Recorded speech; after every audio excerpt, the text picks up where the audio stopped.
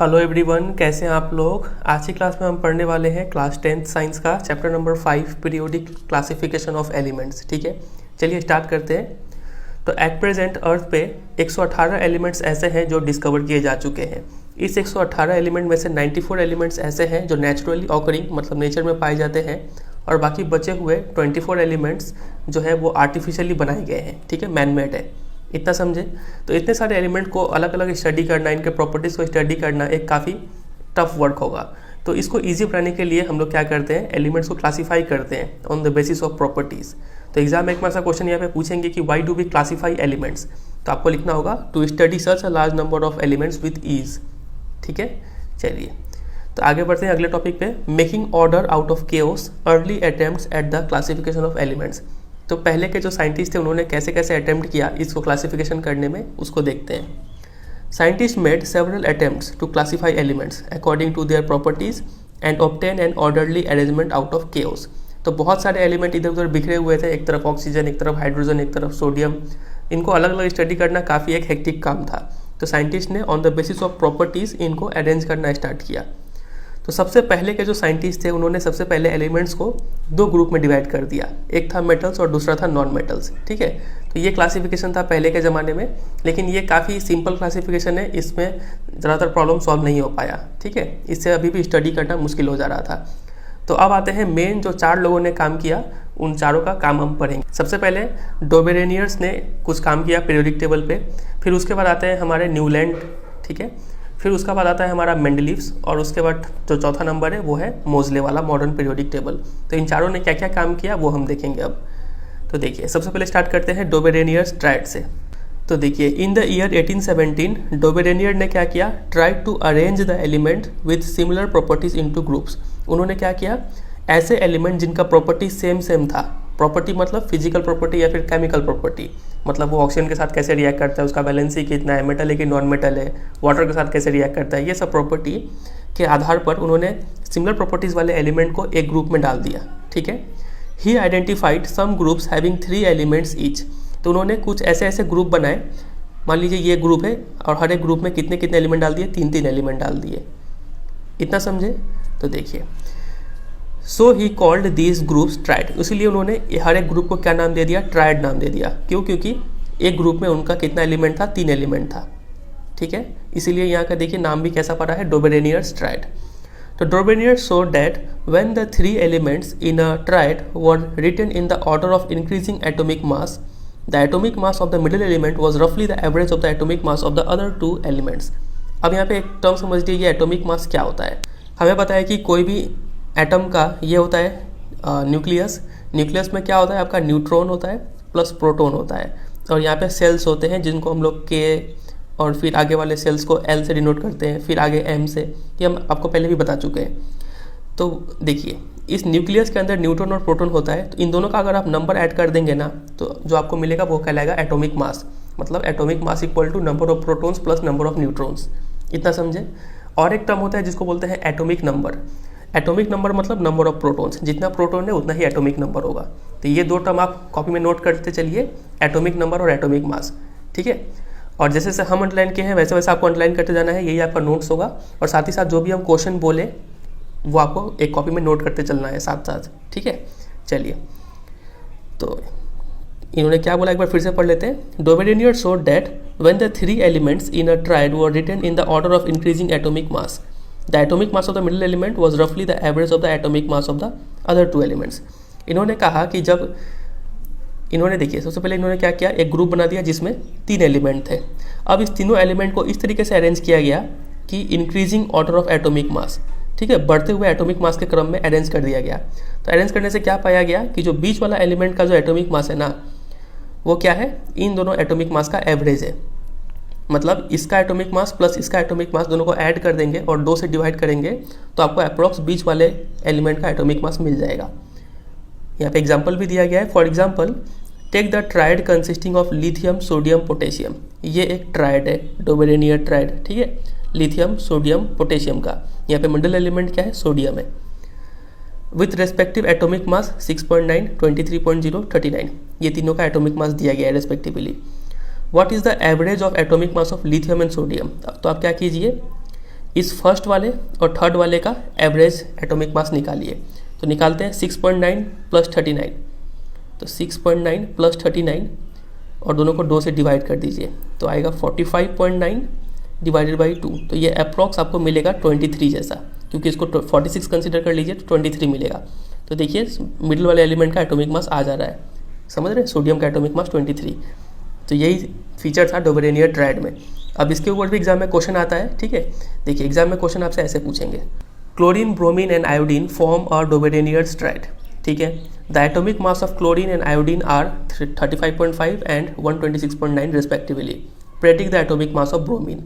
आपको क्लोरीन और आयोडीन का दे दिया है और बीच वाला जो ब्रोमीन है उसका एटॉमिक मास आपको निकालना है। तो काफ़ी इजी है, आप क्लोरीन और आयोडीन का जो एटॉमिक मास है उन दोनों का एवरेज निकाल दीजिए। मतलब 35.5 प्लस 126.9 डिवाइड बाई 2 सॉल्व कर दीजिए, 81.2 आ जाएगा एटॉमिक मास ऑफ ब्रोमीन। समझे इतना? इस टाइप का क्वेश्चन बहुत फेमस है, इसको तैयार कर लीजिए और कॉपी में अभी कभी नोट डाउन भी करते चलिए। और देखिए यहाँ पे एक एक्टिविटी दिया गया है टेबल 5.1। इसमें बोला गया है कि can you find out which of these groups form Dobereiner triads. इन तीनों में से कौन सा ग्रुप ए, ग्रुप बी या फिर ग्रुप सी कौन सा डोबेरेनियर ट्रायड फॉर्म कर रहा है। तो हमें पता है अगर हम दोनों का एटॉमिक मास ऐड करके 2 से डिवाइड करेंगे, अगर ये बीच वाला आ गया तो ये डोबेरेनियर ट्रायड होगा, नहीं तो नहीं होगा। तो जब हम ऐसा करेंगे ना तो हमें पता चलेगा कि जो ग्रुप बी और ग्रुप सी है ये दोनों डोबेरेनियर ट्रायड फॉर्म करेंगे। ये आप खुद से भी कैलकुलेशन करके चेक कर सकते हैं, ठीक है। ये रहा ग्रुप बी और सी, ये सब क्या है, डोबेरेनियर ट्रायड है। और यहाँ पे देखिए ये टेबल 5.2 में डोबेरेनियर ट्रायड बताया गया है। तो डोबेरेनियर का ये एक लिमिटेशन था कि वो सिर्फ 3 ही ट्रायड बना पाए। एक तो लिथियम, सोडियम, पोटेशियम का, जिसका एग्जांपल हमने यहाँ पे देखा, ये वाला, ठीक है। और दूसरा एग्जांपल है कैल्शियम, स्ट्रोंटियम और बेरियम का। और तीसरा है क्लोरीन, ब्रोमीन और आयोडीन का। ये दोनों ग्रुप का एग्जाम्पल यहाँ पे भी है, ये रहा कैल्शियम, स्ट्रोंटियम और बेरियम, क्लोरीन, ब्रोमीन, आयोडीन। तो इनका एक लिमिटेशन था कि ये सिर्फ 3 ही ट्रायड बना पाए, लेकिन एलिमेंट तो बहुत सारे थे, तो बाकी सबका क्या, तो ये उनको अरेंज नहीं कर पाए थे। तो Dobereiner could identify only 3 triads from the elements known at that time, ठीक है। उस समय के जितने भी एलिमेंट्स थे उसमें से सिर्फ 3 ही ट्रायड, मतलब 9 ही एलिमेंट को वो अरेंज कर पाए। Hence this system of classification into triads was not found to be useful. ये क्लासिफिकेशन यूजफुल नहीं हुआ उतना। तो ये बहुत इंपॉर्टेंट है, डोबेरेनियर ने कहा क्या, ठीक है, और उनका लिमिटेशन क्या है ये, और साथ ही साथ इसके ऊपर सवाल कैसा बनता है वो, इतना चीज़ आपको यहाँ से प्रिपेयर करना है। चलिए आगे मूव कर जाते हैं। अब आते हैं दूसरे हमारे साइंटिस्ट जिनका नाम है न्यूलैंड। इन्होंने एक लॉ दिया जिसको बोलते हैं न्यूलैंड्स लॉ ऑफ ऑक्टेव्स। ये क्या होता है? इन्होंने सबसे पहली बार क्या किया, कोरिलेट किया the properties of element with their atomic mass. इन्होंने कुछ रिलेशनशिप ढूंढने की कोशिश किया एलिमेंट्स का प्रॉपर्टीज़ में और एटॉमिक मास में। याद है आपको एटॉमिक मास अभी अभी बताए थे, number of neutrons plus number of protons, और एटॉमिक नंबर क्या होता है, नंबर ऑफ प्रोटॉन्स, ठीक है। तो 1866 का समय था।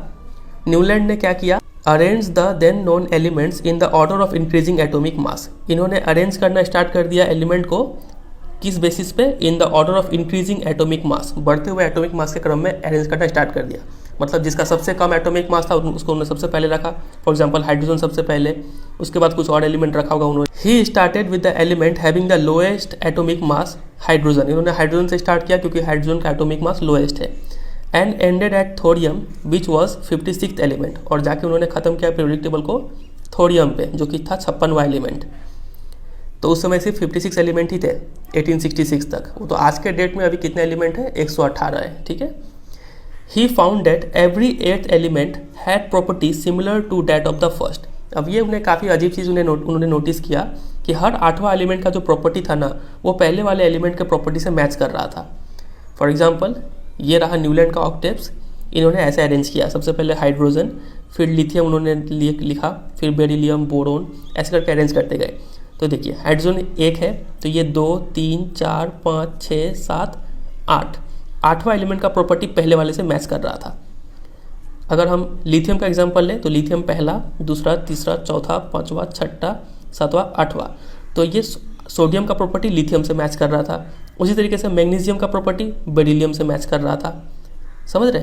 तो वही यहाँ पे लिखा हुआ है, ये उन्होंने ऑब्जर्व किया कि every 8th element had properties similar to that of the first. तो इन्होंने इसको कंपेयर कर दिया ऑक्टेव्स में, जो कि म्यूजिक में होता है, ठीक है, जैसे कि सा, रे, गा, मा, पा, दा, नी। तो इससे उन्होंने कंपेयर कर दिया, नी के बाद फिर से सा आएगा, जैसे म्यूजिक में रिपीट होता है वैसे ही यहाँ पे एलिमेंट का प्रॉपर्टी भी रिपीट हो रहा था। तो इसी के बेसिस पे उन्होंने इस लॉ को क्या नाम दे दिया, therefore he called it law of octaves.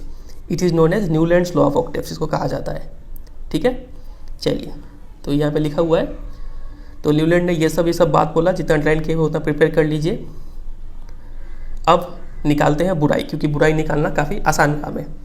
तो इनका भी पीरियोडिक टेबल में कुछ ना कुछ बुराई ढूंढ दिया गया। देखिए क्या क्या बुराई है। Number 1, it was found that the law of octaves was applicable only up to calcium, as after calcium every eighth element did not possess property similar to that of the first. जो law of octaves था, law of octaves मतलब हर 8वां element का property पहले वाले element से match करेगा। ये लॉ ऑफ एप्लीकेबल था सिर्फ कैल्शियम तक। फॉर एग्जांपल ये रहा कैल्शियम हमारा, कैल्शियम के बाद मान लीजिए ये है जिंक, तो जिंक का प्रॉपर्टी कैल्शियम से मैच नहीं कर रहा था, सिर्फ ये कैल्शियम तक ही एप्लीकेबल था। मैग्नीशियम का प्रॉपर्टी कैल्शियम से मैच कर रहा है, चलिए बहुत अच्छा बात। सोडियम का प्रॉपर्टी पोटेशियम से मैच कर रहा है, भी बहुत अच्छा बात। लेकिन यहाँ पे हम आते हैं कोबाल्ट का प्रॉपर्टी क्या ब्रोमीन से मैच करेगा? नहीं, क्योंकि ये सिर्फ कैल्शियम तक ही अप्लाई हो रहा था लॉ ऑफ ऑक्टेव्स। ये हो गया पहला बुराई उनका। तो इसके ऊपर एग्जाम में क्वेश्चन पूछेंगे आपसे, ठीक है। ऐसा क्वेश्चन आता है कि up to which element the law of octaves was found to be applicable, तो आपको लिखना होगा कैल्शियम, बहुत इंपॉर्टेंट है ये। मूव करते हैं दूसरे बुराई पे। It was assumed by Newland that only 56 elements existed in nature and no more elements would be discovered in the future, but later on several new elements were discovered whose property did not fit in to the law of octaves. Newland में का सबसे बड़ा गलती ये था कि Newland ने ये बात को एज्यूम कर लिया, ये बात को मान लिया कि सिर्फ 56 ही एलिमेंट नेचर में एग्जिस्ट करते हैं और फ्यूचर में और कोई नया एलिमेंट डिस्कवर नहीं होगा। तो क्या उनका ये मानना सही हुआ? नहीं। अभी हमें पता है कि टोटल नेचर में कितने एलिमेंट हैं, टोटल 118 एलिमेंट डिस्कवर किए जा चुके हैं, ठीक है। लेकिन उस समय में सिर्फ 56 ही एलिमेंट था, तो न्यूलैंड ने ये अज्यूम किया कि सिर्फ 56 ही एलिमेंट रहेंगे और उन्होंने इसी बेसिस पे अरेंज कर दिया। लेकिन बाद में जब नए नए एलिमेंट डिस्कवर हुए तो वो सब एलिमेंट को इनके पीरियोडिक टेबल में फिट करना काफ़ी मुश्किल हो रहा था। तो ये दूसरा बुराई था उनका, ठीक है। और तीसरा लिमिटेशन पे मूव करें तो वो था ये, in order to fit elements in to his table Newland adjusted 2 elements in the same slot but also put some unlike elements under the same note. देखिए न्यूलैंड ने प्रॉपर्टी को मैच करवाने के लिए कहीं कहीं पर तो एक ही स्लॉट में 2 एलिमेंट को रख दिया, ये बुराई है। और कभी कभी तो उन्होंने क्या किया कि 2 एलिमेंट को तो रखा ही साथ साथ एक ही स्लॉट में, और साथ साथ ऐसे अरेंज कर दिया कि इनका प्रॉपर्टी भी मैच नहीं कर रहा है। फॉर एग्जाम्पल ये फ्लोरीन, क्रोमीन, ब्रोमीन, ये सब हैलोजेंस है, इनका प्रॉपर्टी बहुत ही अलग है, और इसमें कोबाल्ट और निकल को डाल दिया, ये यहाँ पे मैच नहीं कर रहा था। कोबाल्ट का प्रॉपर्टी मैच करता है आयरन के साथ। अब देखिए कोबाल्ट और आयरन के बीच में कितना डिफरेंस हो गया यहाँ पे, ठीक है। तो ये बुराई था इस पीरियोडिक टेबल का, ये रहा। Note that cobalt and nickel are in the same slot and these are placed in the same column as fluorine, chlorine and bromine. Cobalt and nickel को इन तीनों के साथ डाल दिया गया, which have very different properties under this than this element. इनका property cobalt और निकल से काफ़ी अलग है। और साथ ही साथ iron which resembles cobalt and निकल, आयरन का प्रॉपर्टी मैच करता है कोबाल्ट और निकल के साथ, लेकिन आयरन को कहीं दूर रख दिया गया है। यहाँ पे आप देख पा रहे हैं आयरन कहाँ पे है और कोबाल्ट और निकल कहाँ पे। तो ये बुराई था इसका, तीसरा लिमिटेशन। तो आपको सिर्फ प्रिपेयर करना है यहीं तक, ठीक है। एग्जाम में लिखेंगे तो यहीं तक लिखेंगे, ये सिर्फ समझने के लिए है। और साथ ही साथ जब नोबल गैस बाद में डिस्कवर किया गया, नोबल गैस मतलब हीलियम, आर्गन, नियॉन, ये सबको नोबल गैस बोलते हैं। बाद में थोड़ी देर में डिटेल में समझेंगे नोबल गैस के फीचर्स को। फिलहाल आप इतना समझ लीजिए, नोबल गैस वो गैस होते हैं जो काफ़ी इनएक्टिव होते हैं, ये किसी के साथ रिएक्शन नहीं करते हैं, इनका वैलेंसी 0 होता है, ठीक है।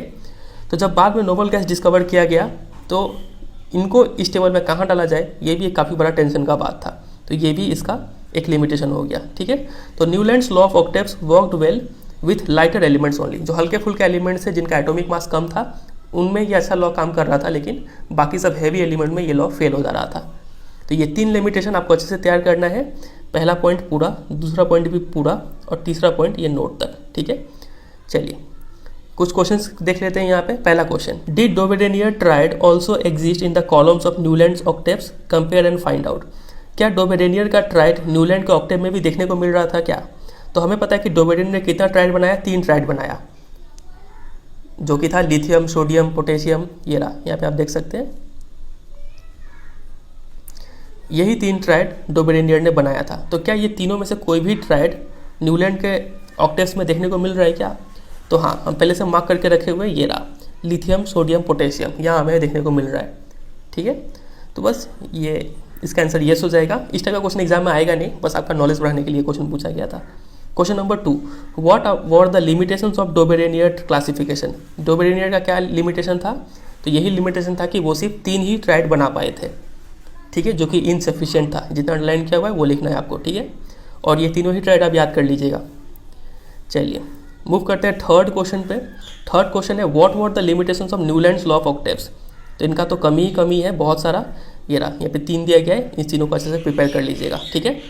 चलिए अब अगले टॉपिक पे मूव करते हैं, making order out of chaos, Mendeleev's periodic table.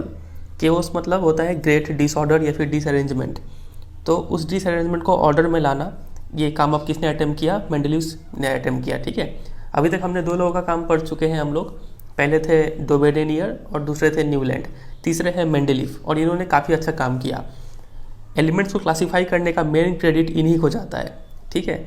देखिए the main credit for classifying element goes to Dmitri Ivanovich Mendeleev और रशियन केमिस्ट, ठीक है। ये है उनका फोटो। चलिए देखते हैं उन्होंने क्या क्या किया। When Mendeleev started his work, 63 elements were known. Mendeleev के टाइम में 63 एलिमेंट्स डिस्कवर किए जा चुके थे, मतलब इनको इतना एलिमेंट्स अरेंज करना था। He examined the relationship between the atomic masses of the element and their physical and chemical properties. तो उन्होंने देखा कि क्या रिलेशनशिप है एटॉमिक मासेस में और एलिमेंट के प्रॉपर्टीज़ में, क्या रिलेशनशिप है, ठीक है। और प्रॉपर्टीज़ भी उन्होंने 2 टाइप का देखा, एक फिजिकल और एक केमिकल। केमिकल प्रॉपर्टी में उन्होंने सिर्फ 2 ही चीज़ देखा। पहला कि वो एलिमेंट ऑक्सीजन के साथ और हाइड्रोजन के साथ रिएक्शन करके किस टाइप का कंपाउंड बना रहा है, ठीक है। मतलब वो कोई भी एलिमेंट ऑक्सीजन के साथ रिएक्शन करके किस टाइप का ऑक्साइड बना रहा है, मतलब किस फॉर्मूले का ऑक्साइड बना रहा है, और वो एलिमेंट हाइड्रोजन के साथ रिएक्ट करके किस टाइप का हाइड्राइड बना रहा है। उन्होंने इस चीज़ पे फोकस किया, ठीक है। और उन्होंने हाइड्रोजन और ऑक्सीजन को ही इसलिए चुना क्योंकि they are very reactive and formed compounds with most element, ठीक है, क्योंकि ये दोनों काफ़ी रिएक्टिव है और ज़्यादातर एलिमेंट के साथ कंपाउंड बनाते हैं। उसलिए कोई भी एलिमेंट का केमिकल नेचर देखने के लिए उन्होंने देखा कि वो एलिमेंट हाइड्रोजन के साथ कैसे रिएक्ट करता है और ऑक्सीजन के साथ कैसे रिएक्ट करता है। कैसे रिएक्ट करता है बोलने का मतलब है कि किस फॉर्मूले का कंपाउंड देता है, ठीक है। तो एक बार पढ़ लेते हैं। Among chemical properties Mendeleev concentrated on the compounds formed by elements with oxygen and hydrogen. समझ में आ गया कि केमिकल प्रॉपर्टी के लिए उन्होंने देखा कि वो एलिमेंट ऑक्सीजन और हाइड्रोजन के साथ किस टाइप का कंपाउंड देता है, ठीक है। ही सिलेक्टेड हाइड्रोजन एंड ऑक्सीजन क्योंकि दे आर वेरी रिएक्टिव और मोस्ट एलिमेंट के साथ ये लोग कंपाउंड बना देते हैं, ठीक है। The formulae of the hydrides and oxide formed by an element were treated as one of the basic properties of an element for its classification. तो हाइड्राइड या फिर ऑक्साइड का क्या फॉर्मूला है यही देख के डिसाइड किया गया कि उसका केमिकल प्रॉपर्टी कैसा है, ठीक है। चलिए तो यहाँ पे क्वेश्चन बन जाता है कि What physical and chemical properties of elements were used by Mendeleev in creating his periodic table? तो मेंडलीव ने पीरियोडिक टेबल क्रिएट करने के लिए कौन सा क्राइटेरिया या फिर कौन सा फिजिकल और केमिकल प्रॉपर्टी को कंसीडर किया। तो देखिए जहाँ तक फिजिकल प्रॉपर्टी का बात है तो वहाँ पे उन्होंने एटॉमिक मास को कंसीडर किया, ठीक है, atomic mass as a physical property. और केमिकल प्रॉपर्टी में क्या देखा उन्होंने, nature and formula of oxide and hydride formed by the element, ये था केमिकल प्रॉपर्टी, ठीक है। तो ये क्राइटेरिया यूज़ करके उन्होंने पीरियोडिक टेबल को बनाया। चलिए देखते हैं और उन्होंने क्या क्या किया। He then took 63 cards and on each card he wrote down the properties of one element. उन्होंने 63 कार्ड्स लिए और हर एक कार्ड पे एक एलिमेंट का प्रॉपर्टी लिखना स्टार्ट कर दिए, ठीक है। He sorted out the elements with similar properties and pinned the cards together on a wall. तो उन्होंने ऐसे एलिमेंट्स को चुना जिनका प्रॉपर्टी सेम है, ठीक है, और उन सबको वॉल में पिन करते चले गए, वॉल में चिपकाते चले गए। अब देखिए क्या होता है, ही ऑब्जर्व, फिर उन्होंने ऑब्जर्व किया, क्या ऑब्जर्व किया देखिए, most of the elements got a place in the periodic table. ज़्यादातर एलिमेंट्स उस पीरियोडिक टेबल में अरेंज हो गए and were arranged in the order of their increasing atomic mass. और अरेंज करने के बाद देखा गया कि वो सब इंक्रीजिंग एटॉमिक मास में अरेंज हुए हैं। और ये भी ऑब्जर्व किया कि there occurs a periodic recurrence of elements with similar physical and chemical property. उन्होंने देखा कि ऐसे एलिमेंट्स जिनका फिजिकल और केमिकल प्रॉपर्टी सेम है वैसे एलिमेंट्स थोड़े थोड़े देर बाद रिपीट हो रहे हैं, ठीक है। इसको बोलते हैं periodicity of properties of elements. बहुत इंपॉर्टेंट टर्म है ये, एग्जाम में डिफाइन करने के लिए आता है। तो periodicity of properties of elements का मतलब होता है the repetition of properties after a certain interval is called ये, ठीक है। तो इसका डेफिनेशन आप तैयार कर लीजिएगा। तो एलिमेंट्स का प्रॉपर्टी रिपीट होता है, ये बात यहाँ पे उन्होंने नोटिस किया। तो इसके बेसिस पे उन्होंने क्या एक लॉ दे दिया, उन्होंने एक पीरियोडिक लॉ दिया और वो लॉ ये बोलता है कि the properties of element are the periodic function of their atomic masses. ये पीरियोडिक फंक्शन क्या है, पीरियोडिक फंक्शन मतलब ऐसा चीज़ जो थोड़े थोड़े इंटरवल के बाद रिपीट होता रहे। तो यहाँ पे क्या रिपीट होगा, प्रॉपर्टीज़ रिपीट होगा, और ये रिपीटेशन किस पे डिपेंड करेगा, एटॉमिक मास पे डिपेंड करेगा। ठीक है, तो ये लॉ उन्होंने दे दिया। अभी इसको और ऐसे समझेंगे। फिलहाल आप ये देखिए, ये लॉ आपको तैयार करना है, बहुत इंपॉर्टेंट है। और आगे देखिए, मेंडलीफ के पीरियोडिक टेबल में वर्टिकल कॉलम्स को ग्रुप्स कहा गया है और हॉरिजॉन्टल रोज को पीरियड कहा गया है। ये देखिए, ये है मेंडलीफ का पीरियोडिक टेबल। इसमें जो एलिमेंट्स है वो हॉरिजॉन्टल रोज, ठीक है, और वर्टिकल कॉलम्स में अरेंज्ड है। इतना समझे। तो जो हॉरिजॉन्टल रोज है उनको क्या कहा जाता है, पीरियड कहा जाता है। तो टोटल कितने पीरियड है आप देखिए, 1 2 3 4 5 6, टोटल 6 पीरियड है मेंडलीफ के पीरियोडिक टेबल में। और पीरियड नंबर 4, पीरियड नंबर 5 और पीरियड नंबर 6 में खास बात यह है कि यहाँ पे हमें 2 सीरीज़ देखने को मिलता है, एक है ऊपर वाला सीरीज़ और एक है नीचे वाला सीरीज़। सिमिलरली पीरियड 5 में भी हमें 2 सीरीज़ देखने को मिलता है और पीरियड 6 में भी 2 सीरीज़ देखने को मिलता है। ठीक है, इतना समझे। और देखिए, बात करें वर्टिकल कॉलम्स के ऊपर, तो देखिए इन्होंने वर्टिकल कॉलम्स को क्या नाम दिया, ग्रुप का नाम दिया। ठीक है, टोटल कितने ग्रुप है, तो आप यहाँ पे काउंट करेंगे तो पाएंगे 1 से लेके 8 ग्रुप है यहाँ पे टोटल। ठीक है, और ग्रुप नंबर 1 से लेके 7 तक में खास बात है कि इन ग्रुप्स को फर्दर 2 सब ग्रुप में डिवाइड किया गया है। आप यहाँ पे देख पा रहे हैं, ये है ग्रुप 1, तो इसको 2 सब ग्रुप ए और बी में डिवाइड किया गया है। सब ग्रुप ए में ये सब एलिमेंट है, सब ग्रुप बी में ये सब एलिमेंट है। ठीक है, सिमिलरली यहाँ पे ग्रुप 2 को 2 सब ग्रुप ए और बी में डिवाइड किया गया है। ऐसे करते करते ग्रुप 7 तक 2 सब ग्रुप में डिवाइड किया गया है। ठीक है, ये बात है। और एक बात अगर हम बोलें यहाँ पे, तो ये है कि किसी भी एक ग्रुप में जितने भी एलिमेंट है ना, इन सब का जो प्रॉपर्टीज़ है वो सेम होता है। ये ग्रुप नंबर 4 में जितने भी एलिमेंट पाए जाएंगे इनका प्रॉपर्टी सेम होगा। ये ग्रुप नंबर 3 में जितने भी एलिमेंट पाए जाएंगे इनका प्रॉपर्टी सेम होगा। अब आप सोच रहे होंगे कौन सा प्रॉपर्टी सेम होगा। अभी हमने जो बात किया था केमिकल प्रॉपर्टी के लिए मेंडलीफ ने क्या देखा कि ये कोई भी एलिमेंट मान लीजिए ये ऑक्सीजन के साथ रिएक्ट करके कौन सा कंपाउंड देता है और हाइड्रोजन के साथ रिएक्ट करके किस टाइप का कंपाउंड देता है, ये प्रॉपर्टी सेम होगा। ठीक है, तो देखिए यहाँ पे उन्होंने हेडिंग लगा के लिखा हुआ है R2O RO। तो इसका मतलब क्या है, इसका मतलब ये है R क्या है, कोई रिएक्टेंट है, मतलब यहाँ पे कोई भी एलिमेंट वहाँ पे फिट कर सकते हैं।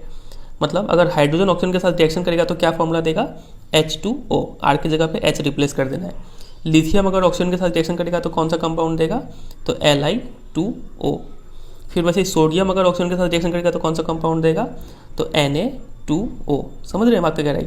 उसी तरीके से अगर ये मान लीजिए लिथियम या फिर हाइड्रोजन ही ये H के साथ रिएक्शन करेगा तो क्या देगा, HS, मतलब H2 दे देगा। लिथियम हाइड्रोजन के साथ रिएक्शन करेगा तो क्या देगा, LiH। ठीक है, वैसे ही अगर सोडियम हाइड्रोजन के साथ रिएक्शन करेगा तो NaH, ये हाइड्राइड का फॉर्मूला होगा। तो ये बात यहाँ पे लिखा हुआ है।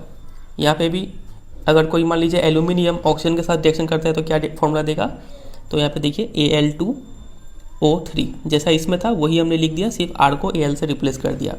यहाँ पे हाइड्राइड का फॉर्मूला मिल सकता है अगर हम R के जगह पर Al डाल देंगे तो AlH3, ये हो जाएगा हाइड्राइड का फॉर्मूला।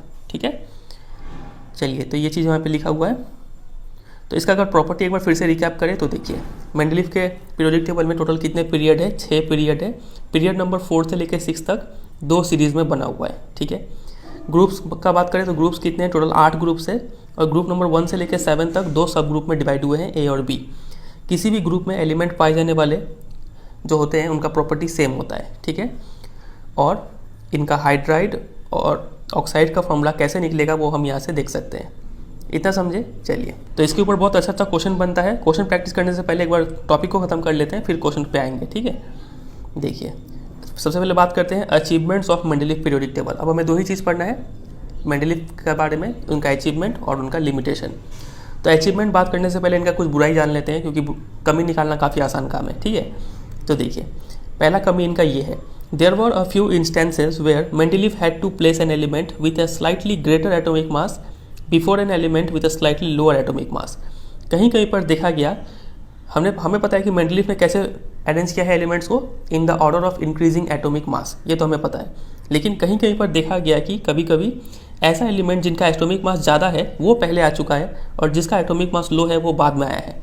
फॉर एग्जाम्पल कोबाल्ट और निकल का आप यहाँ पे देख सकते हैं इस पीरियोडिक टेबल में, ये रहा कोबाल्ट और निकल। नॉर्मली देखिए यहाँ पे एटॉमिक मास इंक्रीज हो रहा है, इसका हाइड्रोजन का एटॉमिक मास 1 है, लिथियम का 6, फिर 9, फिर 10, फिर 12 इंक्रीजिंग एटॉमिक मास में अरेंज है। लेकिन कोबाल्ट और निकल के केस में देखिए कोबाल्ट का एटॉमिक मास है 58.93 और इसका 58.73। ज़्यादा वाला पहले आ गया, कम वाला एटॉमिक मास वाला बाद में आया, तो ये एक डिफेक्ट निकल के आ गया मेंडलीफ के पीरियोडिक टेबल में, ठीक है। फिर वही लिखा है कि कोबाल्ट एटॉमिक मास इतना है, अपीयर्ड बिफोर निकल जिसका एटॉमिक मास इतना है। Looking at table 5.4, can you find out one more such anomaly. Anomaly मतलब इरेगुलरिटी या फिर कमी, ठीक है। तो क्या आप भी ऐसा कमी निकाल सकते हैं इस पीरियोडिक टेबल में? तो हम पहले ही निकाल के रखे हैं, ये रहा। टेलुरियम और आयोडीन के केस में भी ऐसा देखने को मिलता है। टेलुरियम का एटॉमिक मास 126.60 और इसका 126.90, तो ये पहले आ चुका है, ये बाद में आया हुआ है, तो ये भी यहाँ पे मिस्टेक है, ठीक है। तो ये हुआ कमी। और भी कमी देखेंगे, उससे पहले कुछ अच्छाई भी अब थोड़ा देख लिया जाए। मेंडलीफ ने कुछ गैप छोड़ा था अपने पीरियोडिक टेबल में, ठीक है, और काफ़ी बहादुरी से उन्होंने कहा था कि ये गैप मैंने इसलिए छोड़ा है क्योंकि आने वाले फ्यूचर में इस प्रॉपर्टी वाला एलिमेंट डिस्कवर किया जाएगा। अब ये काफ़ी बड़ा बात है, हाँ, उन्होंने फ्यूचर प्रेडिक्ट कर दिया यहाँ पे। उन्होंने बोला कि आने वाले समय में इस प्रॉपर्टी वाला एलिमेंट डिस्कवर होगा और वो एलिमेंट इस गैप में फिट होगा, ऐसा उन्होंने बोला। और इसके लिए उन्होंने क्या किया, फॉर एग्जाम्पल मान लीजिए उन्होंने यहाँ पे एक गैप छोड़ दिया है, ठीक है। तो यहाँ पे इस गैप की जगह कुछ तो लिखना होगा ना, खाली नहीं छोड़ सकते हैं। तो उन्होंने क्या किया, इसके जगह पर मान लीजिए उसके ऊपर क्या है, एल्यूमिनियम है, तो यहाँ पे उस समय क्या लिख दिया, एक का एल्यूमिनियम करके यहाँ पे लिख दिया। उस समय गैलियम डिस्कवर नहीं हुआ था, तो इसके नीचे जो एलिमेंट होगा उसका नाम क्या दे दिया, एक का एल्यूमिनियम। सिमिलरली मान लीजिए ये सिलिकॉन का नीचे उस समय जर्मेनियम डिस्कवर नहीं हुआ था, तो यहाँ पे जो एलिमेंट था उसका नाम क्या रख दिया उन्होंने, एक का सिलिकॉन, ठीक है। एक का सिलिकॉन मतलब 1 पोजीशन बिलो सिलिकॉन, समझ रहे। एक का एल्यूमिनियम मतलब 1 पोजीशन बिलो एल्यूमिनियम। तो वही यहाँ पे लिखा हुआ है, Mendeleev boldly predicted the existence of some elements that had not been discovered at that time, ठीक है। उन्होंने प्रेडिक्ट कर दिया कि कुछ एलिमेंट अभी डिस्कवर होंगे। मेंडलीफ नेम्ड देम, और उसको नेम करने के लिए उन्होंने क्या किया, संस्कृत न्यूमेरल जैसे कि एक वर्ड है उसको यूज़ किया, the name of the preceding element in the same group, और उसी ग्रुप के ऊपर वाले एलिमेंट का नाम के साथ एक का लगा दिया, ठीक है। For instance scandium, gallium, germanium discovered later have properties similar to eka boron, एक का एल्यूमिनियम और एक का सिलिकॉन। तो उन्होंने ये 3 गैप छोड़ा था, एक गैप में उन्होंने नाम दिया था एक का बोरोन, एक गैप का नाम दिया था एक का एल्यूमिनियम और एक गैप का नाम दिया था एक का सिलिकॉन, ठीक है। और उन्होंने बता दिया था कि ये प्रॉपर्टी होगा एक का बोरोन का, ये प्रॉपर्टी होगा एक का एल्यूमिनियम का। और आगे चल के फ्यूचर में डिस्कवर्ड भी हुआ ये 3 एलिमेंट, स्कैंडियम, गैलियम, जर्मेनियम। तो पाया गया है कि स्कैंडियम का प्रॉपर्टी इस एका बोरोन से मैच हो रहा है, तो बाद में क्या किया गया, उसे पीरियोडिक टेबल में एका बोरोन हटा के वहाँ पे क्या लिख दिया गया, स्कैंडियम लिख दिया गया। तो यहाँ पे मेंडलीफ का प्रेडिक्शन राइट हुआ, ठीक है। आगे चल के इस ऐसा प्रॉपर्टी वाला एलिमेंट डिस्कवर हुआ जिसका नाम था स्कैंडियम। सिमिलरली एका एल्यूमिनियम के जगह पे उन्होंने गैलियम को प्लेस कर दिया गया बाद में जब गैलियम डिस्कवर हुआ तो, और एका सिलिकॉन के जगह पे जर्मेनियम डिस्कवर लिख दिया गया पीरियोडिक टेबल में। वेरी वेरी वेरी इंपॉर्टेंट है यह। आप तीनों का नाम याद रखिएगा कि एका बोरोन की जगह पे क्या आया, स्कैंडियम, एका एल्यूमिनियम की जगह पे गैलियम और एका सिलिकॉन की जगह पे जर्मेनियम। आप देखिए यहाँ पे टेबल में भी बताया गया है कि मेंडलीफ ने एका एल्यूमिनियम का ये सब प्रॉपर्टी बताया था, और जब बाद में गैलियम डिस्कवर हुआ तो गैलियम का प्रॉपर्टी ये सब पाया गया। तो देखिए काफ़ी हद तक सिमिलर है। एटॉमिक मास इन्होंने 68 बताया था, उसका निकला 69.7, काफ़ी सिमिलर है। ऑक्साइड का फॉर्मूला E2O3 उन्होंने बताया और इसका पाया गया Ga2O3। उसी तरीके से क्लोराइड का फॉर्मूला ऐसा था, यहाँ पे क्लोराइड का फॉर्मूला ऐसा, लगभग काफ़ी सेम है, ठीक है। चलिए, तो ये हो गया पहला अच्छाई, ठीक है, कि उन्होंने नए एलिमेंट्स की डिस्कवरी में हेल्प किया। बात करें दूसरे अच्छाई पे, तो वो अच्छाई है नोबल गैस से रिलेटेड। नोबल गैस क्या होता है थोड़ा आप डिटेल में समझते हैं। Noble gas helium, argon, neon, ये सब गैसेस को बोलते हैं नोबल गैस। ये सब ऐसे एलिमेंट होते हैं जो काफ़ी इनर्ट होते हैं। इनर्ट मतलब काफ़ी इनएक्टिव, ये लोग किसी से रिएक्ट नहीं करते हैं। क्यों रिएक्ट नहीं करते? क्योंकि ये लोग पहले से खुश है। याद है आपको हम खुश होने का मतलब क्या बोलते हैं? इनका आउटर मोस्ट सेल जो है वो फील्ड होता है। इनके आउटर मोस्ट सेल में क्या तो 2 इलेक्ट्रॉन नहीं तो 8 इलेक्ट्रॉन ऑलरेडी प्रेजेंट होते हैं, ठीक है। तो देखिए इनका अगर प्रॉपर्टीज़ का बात करें तो प्रॉपर्टीज़ ये रहेगा नोबल गैसेस का। Number 1, they have 8 electrons in their outer most shell except helium which has 2 electron. समझ में आ गया? इनका वैलेंसी 0 होता है। वैलेंसी 0 समझ रहे हैं? इनको कुछ ना लेना है ना छोड़ना है, तो इसलिए वैलेंसी 0 है। Combining capacity 0। प्रॉपर्टी नंबर 3 कि they do not react and so are almost inert. किसी से रिएक्ट ही नहीं करते हैं, इसलिए ये लोग इनर्ट है। और चौथा प्रॉपर्टी कि all the members are gases. जितने भी नोबल गैस है, नाम से ही पता चल रहा है नोबल गैस, तो ये सब गैस ही है, ठीक है। तो कुछ यहाँ पे नोबल गैस का नाम दिया गया है, हीलियम, नियॉन, आर्गन, ये 3 नाम आप फिलहाल के लिए याद कीजिए, थोड़ी देर में जब मॉडर्न पीरियोडिक टेबल पढ़ेंगे उसमें और भी याद करेंगे, ठीक है। तो देखिए, तो जब मेंडलीफ ने पीरियोडिक टेबल बनाया था ना, तब ये नोबल गैस डिस्कवर नहीं हुआ था, ये सब बाद में डिस्कवर हुआ, ठीक है। इनका डिस्कवरी हुआ वेरी लेट, और ये लोग एटमॉस्फेयर में काफ़ी कम अमाउंट में पाए जाते हैं। तो मेंडलीफ का पीरियोडिक टेबल का ये एक एडवांटेज निकल के आ गया कि जब ये गैसेस डिस्कवर हुआ, तो अब इन गैसेस को कहाँ प्लेस किया जाए पीरियोडिक टेबल में, ठीक है। तो ज़्यादा टेंशन नहीं लेना हुआ, हम लोग क्या किए, सिंपल सा एक नया ग्रुप क्रिएट कर दिए जिसको ग्रुप नंबर 9 बोला गया, और उस ग्रुप नंबर 9 में इन सभी नोबल गैस को प्लेस कर दिया गया, ठीक है। तो मेंडलीफ का एक और अचीवमेंट के बारे में बात करें तो वो अचीवमेंट है ये कि it help in correction of atomic masses of some element like beryllium, gold, indium on the basis of their position in the table. हुआ क्या था कि पहले एक एग्जांपल लेते हैं, मान लीजिए इंडियम का एग्जांपल लेते हैं। इंडियम कहाँ है, ये रहा इंडियम। पहले इंडियम का एटॉमिक मास था 76, ठीक है। लेकिन मेंडलीफ ने जब पीरियोडिक टेबल बनाया तो उन्होंने देखा कि इंडियम का एटॉमिक मास 76 कैसे हो सकता है। उन्होंने पाया कि इंडियम का एटॉमिक मास कहीं ना कहीं 112 और 118 के बीच में होगा, ठीक है। और बाद में जब अच्छे से एक्सपेरिमेंट किया गया तब पता चला कि इंडियम का एटॉमिक मास कितना निकल के आ रहा है, 114 ही आ रहा है, ठीक है। तो इंडियम का इस तरीके से एटॉमिक मास करेक्ट किया गया। पहले इसका एटॉमिक मास कितना था, 76 था, लेकिन इसका करेक्शन कर दिया गया। उसी तरीके से गोल्ड का भी करेक्शन किया गया और जो बेरिलियम है उसका भी करेक्शन किया गया, ठीक है। तो ये भी एक अचीवमेंट है मेंडलीफ का पीरियोडिक टेबल का। तो अगर हम पूरा का समराइज़ करें कितने अचीवमेंट हो गए टोटल, फिलहाल ये जो लिमिटेशन है इसको हम बाद में देख लेंगे, ठीक है। अभी सिर्फ अच्छाई पे बात कर रहे हैं, अचीवमेंट पे। तो पहला achievement number 1, it could classify all the element discovered at time. उस समय में जितने भी एलिमेंट थे 63 एलिमेंट थे, उसको उन्होंने अच्छे से क्लासीफाई कर दिया, ये पहला। दूसरा, it help in the discovery of new element. नए एलिमेंट के डिस्कवरी में उन्होंने हेल्प किया। कैसे हेल्प किया, हमने देखा ही, एका बोरोन, एका सिलिकॉन, एक एल्यूमिनियम की जगह पे जो नए नए एलिमेंट्स आए वो डिस्कवर हुए, ठीक है। तीसरा एडवांटेज ये होगा कि when the noble gases were discovered they could be placed in a new group without disturbing the existing order, ठीक है। और चौथा एडवांटेज या फिर चौथा अचीवमेंट ये हो जाएगा कि it help in the correction of atomic masses of some elements like beryllium, gold, indium on the basis of their position in the table. तो ये 4 अचीवमेंट बहुत बहुत बहुत इंपॉर्टेंट है, इसको अच्छे से प्रिपेयर कर लीजिएगा। चलिए अब बात करते हैं लिमिटेशंस ऑफ मेंडलीफ क्लासिफिकेशन। कुछ बुराई निकालते हैं। तो हमने अच्छा ही देखा 4, देखते हैं बुराई कितना निकलता है। एक बुराई तो हम लोग पहले ही ऊपर निकाल चुके हैं कि यहाँ पे हाई एटॉमिक मास वाले को पहले प्लेस किया गया है, कोबाल्ट और निकल के केस में, और टेलुरियम और आयोडीन के केस में भी ऐसा देखा गया था। चलिए और कुछ लिमिटेशन देखते हैं। पहला लिमिटेशन निकल के आता है हाइड्रोजन के पोजीशन के ऊपर।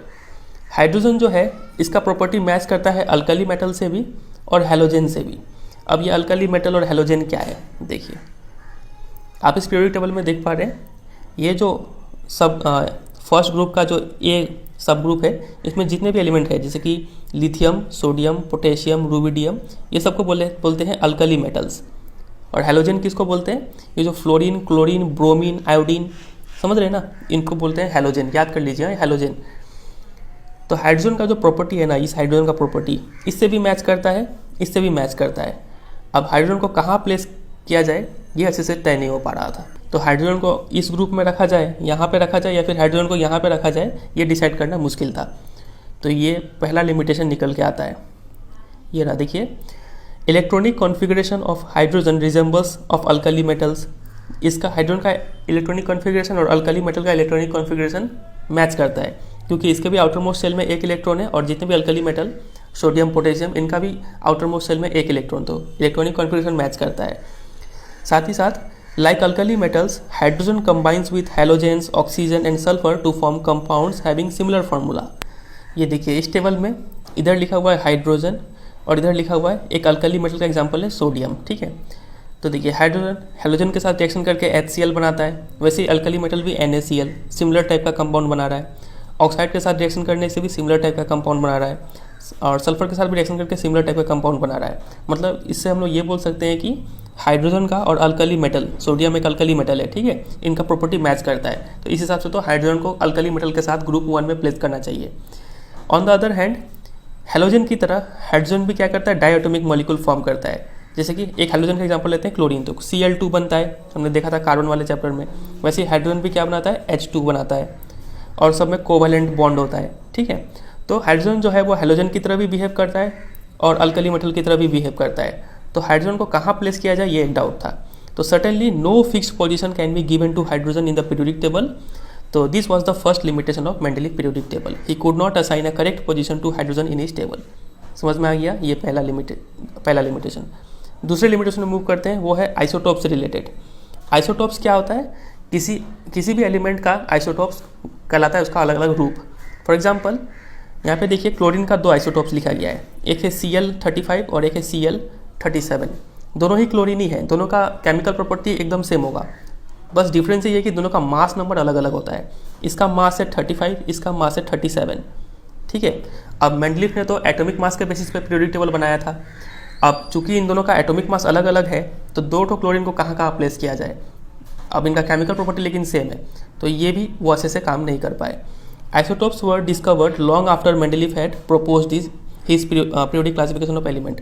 तो मेंडलीव ने जब पीरियोडिक टेबल बना दिया था, उसके कई समय बाद आइसोटोप को डिस्कवर किया गया। और जब आइसोटोप डिस्कवर हो गए तो पीरियोडिक टेबल में कहाँ प्लेस किया जाए, तो ये एक डाउट बन गया, ठीक है।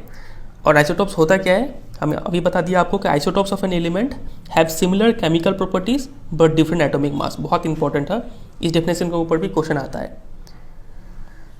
तो आइसोटोप्स का जो पोजीशन है वो भी मेंडलीव का पीरियोडिक टेबल नहीं प्लेस कर पाया, ठीक है। तो isotopes of all element pose the challenge to Mendeleev's periodic law, ये हो गया दूसरा लिमिटेशन। एक यहाँ पे एक्टिविटी भी है, इसके ऊपर क्वेश्चन आता है। तो जो एक्टिविटी हम पढ़ाते हैं ना, वही इंपॉर्टेंट है एग्जाम के लिए, ठीक है। जो हम छोड़ रहे हैं वो आप छोड़ सकते हैं इजीली। यहाँ पे देखिए, consider the isotope of chlorine, ये 2 क्लोरीन के आइसोटोप्स है। तो लिखा हुआ है would you place them in different slot because their atomic masses are different. तो चूंकि इनका एटॉमिक मास अलग अलग है, तो क्या आप इसको अलग अलग ग्रुप में रखेंगे, या फिर चूंकि इनका केमिकल प्रॉपर्टी सेम है, तो क्या इनको आप सेम पोजीशन में रखेंगे। कौन सा रास्ता आप अपनाएंगे। तो दोनों में से हम लोग किसको चुनेंगे, हम लोग इस सेकंड वाले को चुनेंगे, केमिकल प्रॉपर्टी को ज़्यादा प्रेफरेंस देंगे, ठीक है। और दोनों को क्या करेंगे, सेम पोजीशन में रखेंगे। चलिए, एक और प्रॉब्लम निकल के आता है मेंडलीव के पीरियोडिक टेबल में, वो ये है कि atomic masses do not increase in a regular manner in going from one element to the next, so it was not possible to predict how many elements would be discovered between 2 elements, especially when we consider the heavier elements। इसको समझते हैं, ये देखिए, atomic masses जो है ना, वो regular manner में इंक्रीज नहीं करते हैं। फॉर एग्जांपल गैलियम और जर्मेनियम, इसका एटॉमिक मास देखिए 69 है, इसका एटॉमिक मास है 72। अब इन दोनों के बीच में कितना एलिमेंट डिस्कवर होगा, ये भी तो पता नहीं चल रहा है ना। मान लीजिए इन दोनों के बीच में एक एलिमेंट X डिस्कवर हो गया, जिसका एटॉमिक मास है 70। फिर एक एलिमेंट Y डिस्कवर हो गया, Y या फिर Z जो भी, मान लीजिए उसका एटॉमिक मास निकल के आ गया 71।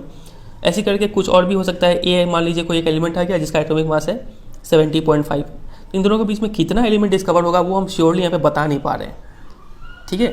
तो ये जो है एक कमी निकल के आ गया मेंडलीव के पीरियोडिक टेबल का। तो यहाँ पे लिखा हुआ है कि atomic masses do not increase in a regular manner in going from one element to the next, so it was not possible to predict how many elements could be discovered between 2 element। समझ रहे हैं। तो specially when we consider heavier element, खासकर से heavier element के बीच में, ठीक है। तो ये हो गया। तो कितना बुराई हो गया टोटल। और एक बुराई अगर देखें तो यहाँ पे देखिए, सीधे आते हैं पीरियोडिक टेबल में, यहाँ पे इजीली दिख जाएगा। ये देखिए, यहाँ पे हमें देखने को मिलता है कि केमिकली जो डिसिमिलर एलिमेंट है, जैसे कि ये हो गया सिल्वर और कॉपर, इसको क्या किया गया है, अल्कली मेटल के साथ प्लेस कर दिया गया है। तो केमिकली डिसिमिलर एलिमेंट को एक ही ग्रुप में डाल दिया गया, तो ये भी एक लिमिटेशन बन जाता है, ठीक है। और एक देखें यहाँ पे, तो ये देखिए गोल्ड और प्लैटिनम का एग्जांपल ले अगर हम, ये रहा हमारा गोल्ड और ये रहा प्लैटिनम, इन दोनों का प्रॉपर्टी काफ़ी सिमिलर है। ये लोग केमिकली सिमिलर एलिमेंट है, लेकिन इन दोनों को अलग अलग ग्रुप में प्लेस कर दिया गया, तो ये भी एक लिमिटेशन बन जाता है मेंडलीव के पीरियोडिक टेबल का। टोटल कितने लिमिटेशन हो गए, 6 लिमिटेशन हो गए। पहला क्या हो जाएगा, position of hydrogen was not justified. दूसरा हो जाएगा increasing order of atomic mass could not be maintained. यहाँ पे हमने देखा कि कोबाल्ट पहले प्लेस कर दिया गया, निकल बाद में, तो इंक्रीजिंग ऑर्डर मेंटेन नहीं किया गया है। तीसरा लिमिटेशन है कि isotopes have similar chemical properties but different atomic mass, they can not be given separate places. Isotope को अलग अलग प्लेस नहीं दिया जा सका। चौथा लिमिटेशन होगा कि atomic masses do not increase in a regular manner in going from one element to the next, so it was not possible to predict how many elements could be discovered between 2 elements, ठीक है। पांचवा limitation होगा grouping of chemically dissimilar elements, example silver and copper placed with alkali metals, ठीक है। और छठा limitation होगा separation of chemically similar elements, example gold and platinum placed in separate groups. ठीक है। तो ये 6 लिमिटेशन आपको तैयार करना है। तो ये अचीवमेंट, लिमिटेशन और उनका लॉ, इतना चीज़ तैयार करना है समझ के। तो ये हमने खत्म कर लिया मेंडलीव का पीरियोडिक टेबल। अब चलिए देखते हैं इस टॉपिक से किस किस टाइप के क्वेश्चन पूछे जा सकते हैं। तो पहला क्वेश्चन तो यही बनेगा कि what were the 2 criteria used by Mendeleev in creating his periodic table. तो मेंडलीव ने कौन सा 2 क्राइटेरिया यूज़ किया था। तो पहला क्राइटेरिया क्या था, increasing order of atomic mass, और दूसरा क्राइटेरिया क्या था, similarity in chemical properties. Chemical properties मतलब nature and formula of oxides and hydride formed by the elements, ठीक है। दूसरा क्वेश्चन बनेगा why did Mendeleev leave some gaps in his periodic table. Mendeleev ने कुछ गैप क्यों छोड़ा, क्योंकि इसका आंसर होगा this gaps were left for undiscovered elements, ठीक है। फिर देखिए और क्वेश्चन पूछेंगे यहाँ पे कि in Mendeleev periodic table why was there no mention of noble gases like helium, neon, argon. Mendeleev के पीरियोडिक टेबल में हमें नोबल गैस देखने को नहीं मिलता है। तो क्यों देखने को नहीं मिलता है, क्योंकि noble gas were not discovered at that time, उस समय नोबल गैस डिस्कवर ही नहीं हुआ था, ठीक है। अगला क्वेश्चन यहाँ से पूछेंगे कि would you place the 2 isotopes of chlorine Cl35 और Cl37 in different slots because of their different atomic mass, और in the same slot because their chemical properties are same. तो दोनों आइसोटोप को आप अलग अलग रखेंगे कि सेम जगह रखेंगे, दोनों को सेम स्लॉट में रखेंगे क्योंकि दोनों का केमिकल प्रॉपर्टी सेम है, ठीक है। तो इस टाइप के क्वेश्चन पूछे जा सकते हैं। और देखिए यहाँ से भी कुछ क्वेश्चन सॉल्व करते हैं। पहला क्वेश्चन है कि use Mendeleev periodic table to predict the formula of oxides of the following element. तो मेंडलीव टेबल का यूज़ कीजिए और इन सब का ऑक्साइड का फॉर्मूला बताइए। तो पोटेशियम, कार्बन, एल्यूमिनियम, सिलिकॉन, चलिए देखते हैं कैसे हम लिखेंगे ऑक्साइड का फॉर्मूला। सबसे पहला था पोटेशियम। तो कहाँ पे है पोटेशियम, यहाँ पे ढूंढना पड़ेगा, ये रहा पोटेशियम। तो पोटेशियम का ऑक्साइड का फॉर्मूला ये रहा, तो क्या लिख देंगे, K2O लिख देंगे, ठीक है। फिर था कार्बन। कार्बन कहाँ है हमारा, कार्बन ये रहा कार्बन। तो इसका ऑक्साइड का फॉर्मूला यहाँ से देखें तो RO2 लिखा हुआ है, तो C हो जाएगा CO2, ठीक है। चलिए फिर अगला था एल्यूमिनियम। तो एल्यूमिनियम का ऑक्साइड ये रहा एल्यूमिनियम, इसका ऑक्साइड यहाँ आ रहा, तो Al2O3, ठीक है। उसी तरीके से सल्फर और बेरियम, ये दो आप कर लीजिए, ठीक है, ये आपके लिए होमवर्क रहेगा।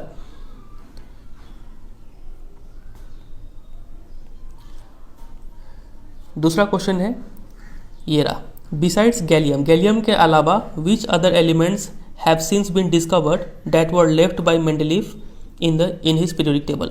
तो गैलियम के अलावा और कौन सा एलिमेंट डिस्कवर हुआ जिसके लिए मेंडलीव ने पीरियोडिक टेबल में गैप छोड़ा था। तो गैलियम के अलावा और कौन सा था, स्कैंडियम और जर्मेनियम, ठीक है। चलिए क्वेश्चन नंबर 3 पे मूव करते हैं। What were the criteria used by Mendeleev in creating his periodic table. तो 2 क्राइटेरिया यूज़ किया उन्होंने, आपको पता ही है, सिमिलैरिटी इन केमिकल प्रॉपर्टी और increasing order of atomic mass. Chemical property में कौन सा सिमिलैरिटी, बहुत बार रिपीट कर चुके हैं, आपको समझ में आ चुका होगा। क्वेश्चन नंबर 4 पे मूव करते हैं। Why do you think the noble gas were placed in a separate group. Noble gas को सेपरेट ग्रुप में क्यों रखा जाता है। तो इसका आंसर आप यहाँ पे ये लिखेंगे, जो यहाँ पे अंडरलाइन किया हुआ था, ये रहा, because they were discovered very late and they are very inert and they are present in extremely low concentration in our atmosphere, ठीक है। इतना लिख देने से काम बन जाएगा। फिर एक क्वेश्चन आपसे ऐसे भी पूछ सकते हैं कि why could no fix position be given to hydrogen in Mendeleev periodic table. Hydrogen को फिक्स पोजीशन क्यों नहीं दिया जा सका। इसका आंसर होगा because it resembles both alkali metals as well as halogens, ठीक है।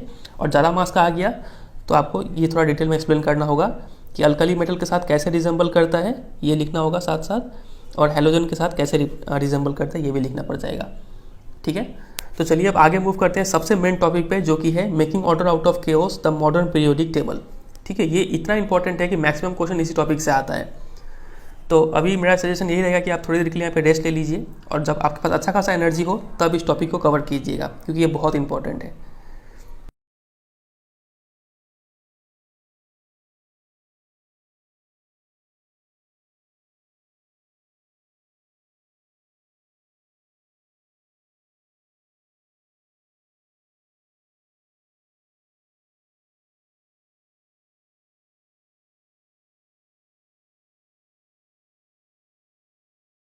तो चलिए अभी स्टार्ट करते हैं मॉडर्न पीरियोडिक टेबल। तो देखिए 1913 में हेनरी मोज़ले आते हैं और वो बोलते हैं कि एटॉमिक मास से ज़्यादा अच्छा प्रॉपर्टी कौन सा है, एटॉमिक नंबर, ठीक है। इतना बोलते ही क्या क्या क्या मेंडलीव पीरियोडिक लॉ को मॉडिफाई करके मॉडर्न पीरियोडिक लॉ लाया गया। मॉडर्न पीरियोडिक लॉ क्या बोलता है कि प्रॉपर्टीज़ ऑफ एलिमेंट, प्रॉपर्टीज़ मतलब both physical and chemical property दोनों, तो ये properties of element are a periodic function of their atomic number. Mendeleev में क्या लिखा हुआ था कि properties of element are a periodic function of their atomic mass, लेकिन यहाँ पे लिखा हुआ है एटॉमिक नंबर, ठीक है। और ये किसने सजेस्ट किया था? हेनरी मोजले ने। तो ये बात याद रखिएगा कि मॉडर्न पीरियोडिक लॉ किसने दिया है? हेनरी मोजले ने, ठीक है। अब देखिए समझते हैं इसको। पीरियोडिक फंक्शन का मतलब कोई चीज़ बार बार रिपीट होता है, तो यहाँ पे क्या रिपीट होगा? प्रॉपर्टीज ऑफ एलिमेंट रिपीट होगा, और ये रिपीटेशन डिपेंड करेगा किस पे? एटॉमिक नंबर पे, ठीक है। अब सोच रहे होंगे एटॉमिक नंबर क्या है, तो हम स्टार्टिंग में ही बताए थे। एटॉमिक नंबर मतलब number of protons in the nucleus of an atom, ठीक है। और ये एटॉमिक नंबर हर एक एलिमेंट में एक एक करके इंक्रीज होता है। मान लीजिए कोई क्या ऐसा बोल सकता है कि किसी का एटॉमिक नंबर 1.5 है? नहीं, एटॉमिक नंबर तो नंबर ऑफ प्रोटॉन्स है, ठीक है। क्या तो वो 1 होगा, नहीं तो 2 होगा, हमेशा नेचुरल नंबर में एग्जिस्ट करता है, ठीक है। डेसिमल में एग्जिस्ट नहीं कर सकता एटॉमिक नंबर, तो ये बात आप ध्यान रखिएगा। तो आपको यहाँ से प्रिपेयर कर लेना है मॉडर्न पीरियोडिक लॉ किसने दिया था और इसका स्टेटमेंट क्या है, साथ ही साथ एटॉमिक नंबर क्या होता है और एटॉमिक नंबर का स्पेशलिटी क्या है कि ये एक एक करके इंक्रीज होता है, ठीक है। चलिए आगे बढ़ते हैं। यहाँ पे एक्टिविटी है 5.3, very very very important activity, जो हम लोग थोड़ी देर बाद करेंगे। थोड़ा समझ लेते हैं मॉडर्न पीरियोडिक टेबल को, फिर हम इस एक्टिविटी का सारे सवाल का जवाब देंगे। सभी सवाल इंपॉर्टेंट है। तो ये है मॉडर्न पीरियोडिक टेबल, अभी हम लोग डिटेल में डिस्कस करेंगे। उससे पहले थोड़ा यहाँ पे पढ़ लेते हैं position of elements in the modern periodic table. तो देखिए modern periodic table has 18 vertical columns known as groups and 7 horizontal rows known as period. तो इसमें 18 वर्टिकल कॉलम्स है, उसको ग्रुप बोलते हैं। याद है आपको मेंडेलीफ में कितने वर्टिकल कॉलम्स थे? तो आप बोलेंगे 8 कॉलम्स थे, लेकिन यहाँ पे 18 वर्टिकल कॉलम्स बनाए गए हैं। और यहाँ पे जो पीरियड्स है वो कितने हैं? 7 है, 7 हॉरिजॉन्टल रो है। मेंडेलीफ में कितने थे? 6 थे, ठीक है। चलिए ज़रा पीरियोडिक टेबल में देखते हैं। तो ये रहा मॉडर्न पीरियोडिक टेबल। यहाँ पे आप देखिए, यहाँ पे लिखा हुआ है ग्रुप। तो ये जो वर्टिकल कॉलम्स है 1 2 3 4 5, ऊपर में नंबरिंग भी किया हुआ है 6 7 8 9 10 11 12 13 14 15 16 17 18, टोटल 18 ग्रुप्स है, 18 वर्टिकल कॉलम्स है, ठीक है। और देखिए जहाँ तक हॉरिजॉन्टल रोज का बात है तो वो कितने हैं? ये एक रो, ये दूसरा, ये तीसरा, फिर ऐसे करके ये पूरा चौथा, पाँचवा, छठा, सातवां, टोटल 7 पीरियड है, ठीक है। अब आप सोच रहे होंगे कि ये नीचे में 2 रो क्या चीज़ का बना हुआ है, तो ये क्या है कि ये लेंथेनॉइड्स और एक्टिनॉइड्स है। आप यहाँ पे देखेंगे तो यहाँ पे एक स्टार दिया हुआ है और यहाँ पे डबल स्टार दिया हुआ है। तो इसका मतलब ये जो यहाँ पे एलिमेंट है ना, लेंथेनम, इस ऐसा ही एलिमेंट, इसी एलिमेंट की तरह इन सब एलिमेंट का भी प्रॉपर्टी है। तो इन सब एलिमेंट को इसी स्लॉट में रख दिया गया है, ठीक है। अब सबको तो एक ही जगह नहीं लिखेंगे ना, इसलिए स्टार देके ऐसे नीचे करके लिख दिया गया है, ठीक है। उसी तरह से आप यहाँ पे देख पा रहे हैं एक्टिनियम। तो इन सब एलिमेंट का प्रॉपर्टी जो है वो सब एक्टिनियम जैसा ही है।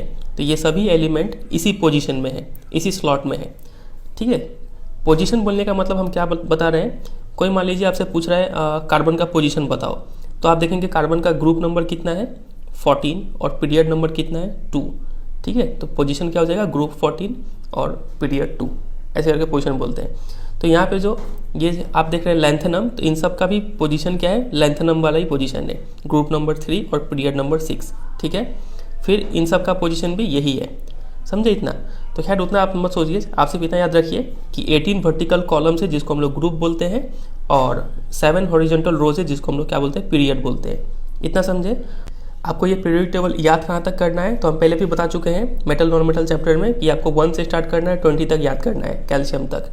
कैसे याद करेंगे? आपको ऐसे नाम याद करना है serially: hydrogen, helium, lithium, beryllium, boron, carbon, nitrogen, oxygen, fluorine, neon, sodium, magnesium, aluminium, silicon, phosphorus, sulphur, chlorine, argon, potassium, calcium, ठीक है। इतना आपको ऐसे नाम से याद करना है। जब सीरियली याद करेंगे तो आपको फ़ायदा क्या मिलेगा कि आपको वहाँ पे एटॉमिक नंबर अलग से नहीं याद करना पड़ेगा।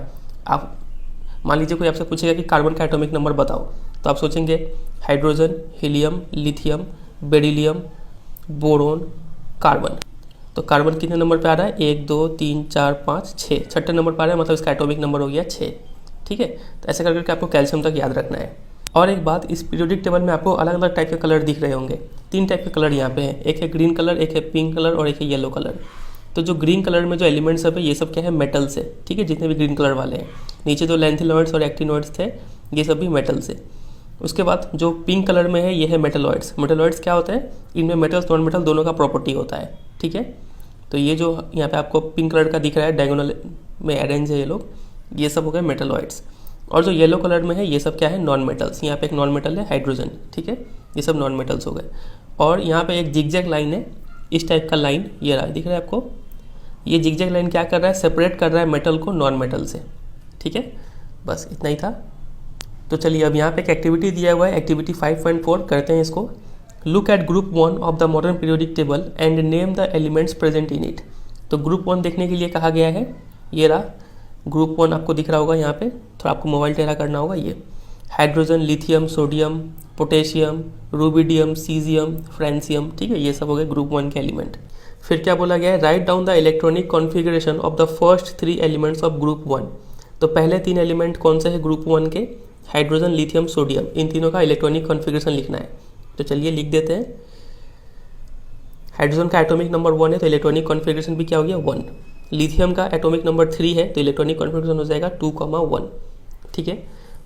और सोडियम है, सोडियम का इलेक्ट्रॉनिक एटॉमिक नंबर है 11 तो इलेक्ट्रॉनिक कॉन्फ़िगरेशन 2,8,1। ये कैसे लिखते हैं आपको तो पता ही होगा ना, बहुत बार आप समझा चुके हैं, ठीक है। ये के सेल है, ये एल सेल, ये एम सेल इसको बोलते हैं।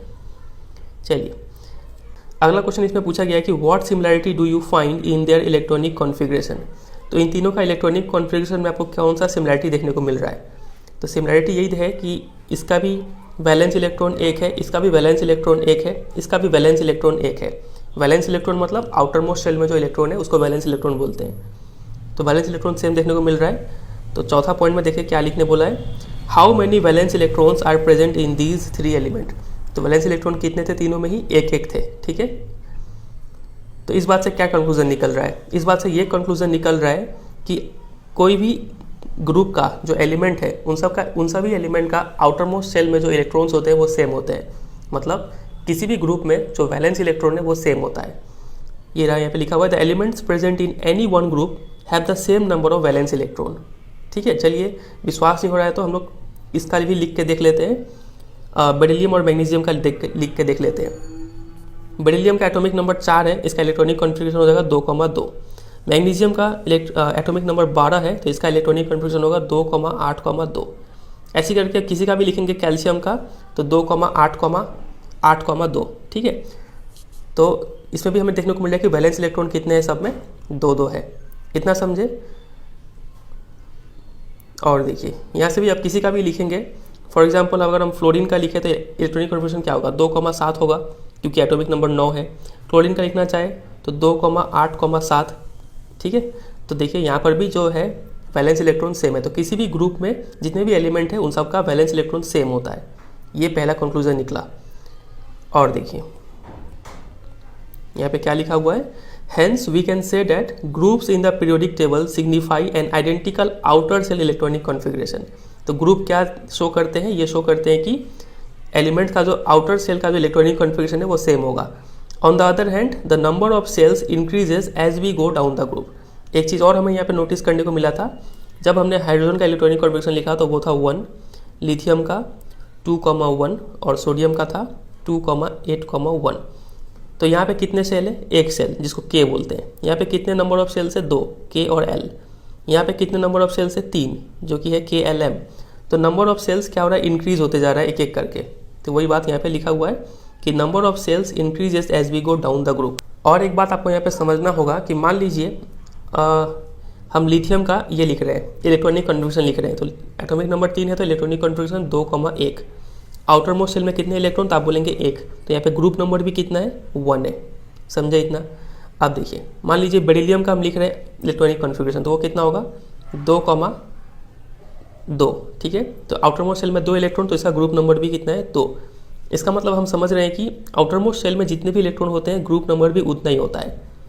चलिए यहाँ पे लेकिन अब जल्दबाजी नहीं करना है, एक चीज़ और ऑब्जर्व कीजिए यहाँ पे। ये कौन सा है, बोरोन है। बोरोन का अगर हम इलेक्ट्रॉनिक कॉन्फ़िगरेशन लिखें, इसका एटॉमिक नंबर 5 है तो 2,3। आउटर मोस्ट सेल में 3 इलेक्ट्रॉन है लेकिन यहाँ पर तो ग्रुप नंबर कितना है, 13 है। ये कैसे हो गया, ये इसलिए हुआ क्योंकि यहाँ पे बीच में जो गैप है ये 10 एलिमेंट का गैप यहाँ पे आ जा रहा है, ठीक है। इसलिए ये बोरोन का आउटर मोस्ट सेल में 3 इलेक्ट्रॉन है लेकिन ग्रुप नंबर 13 होता है। तो इसका मतलब हम ये समझ रहे हैं, अगर किसी एलिमेंट के आउटर मोस्ट सेल में 1-2 तक तो ठीक है, अगर किसी एलिमेंट के आउटर मोस्ट सेल में 3 इलेक्ट्रॉन होते हैं तो वहाँ पे ग्रुप नंबर 13 हो जाएगा। अगर किसी इलेक्ट्रॉन के आउटर मोस्ट शेल में 4 इलेक्ट्रॉन होते हैं तो वहाँ पे ग्रुप नंबर 14 हो जाएगा। आपको 10 ऐड करते जाना है क्योंकि बीच में 10 एलिमेंट्स का गैप है। समझ रहे हैं बात का गहराई। फॉर एग्जाम्पल मान लीजिए फ्लोरीन का लेते हैं, तो फ्लोरीन का अगर इलेक्ट्रॉनिक कॉन्फ़िगरेशन लिखे तो 2,7, ठीक है, टोटल 9 इलेक्ट्रॉन्स।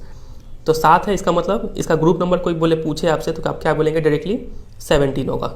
10 ऐड कर देंगे आउटर मोस्ट शेल में, ठीक है, ये रहा ग्रुप नंबर 17। समझे इतना। मान लीजिए कोई आपसे ऐसे पूछा कि कोई एलिमेंट है जो ग्रुप नंबर 14 में है, बताइए उसका आउटर मोस्ट शेल में कितना इलेक्ट्रॉन होगा। तो आपको अब की बार क्या होगा कि ग्रुप नंबर आपको दिया हुआ है, ग्रुप नंबर 14 है, तो आउटर मोस्ट शेल में वैलेंस इलेक्ट्रॉन कितना होगा, वैलेंस इलेक्ट्रॉन हो जाएगा, आपको यहाँ से 10 माइनस करना हो जाएगा, 4 हो जाएगा। समझ रहे हैं। तो इसके ऊपर अभी हम क्वेश्चन देंगे आपको, ठीक है, बहुत अच्छा क्वेश्चन है इसके ऊपर। तो इसके ऊपर एक क्वेश्चन है, यहाँ पे देखिए 3 elements A, B, C have 3, 4 and 2 electrons respectively in their outermost shell. 3 element है A, B, C, तीनों के आउटर मोस्ट शेल में 3, 4 और 2 इलेक्ट्रॉन्स है respectively. Give the group number two which they belong in the modern periodic table. इनका group number हमें बताना है and also give their valencies, valencies भी बताना है। तो देखिए A का वैलेंस इलेक्ट्रॉन्स है 3, B का वैलेंस इलेक्ट्रॉन है 4 और C का वैलेंस इलेक्ट्रॉन है 2। तो हम बोले थे कि जब तक 1 और 2 का बात तब तक तो ठीक है, तो इसका ग्रुप नंबर तो हो जाएगा 2, ठीक है। इसका ग्रुप नंबर क्या हो जाएगा, ये 2 से ज़्यादा हो गया तो यहाँ पे ग्रुप नंबर हो जाएगा 14। इसका ग्रुप नंबर क्या हो जाएगा 13। 10 ऐड कर दिए इन दोनों में, 2 तक तो ठीक है, इसमें 10 ऐड करने की जरूरत नहीं है। समझे इतना। तो ग्रुप नंबर हमने बता दिया। अब हमें बताना है वैलेंसी।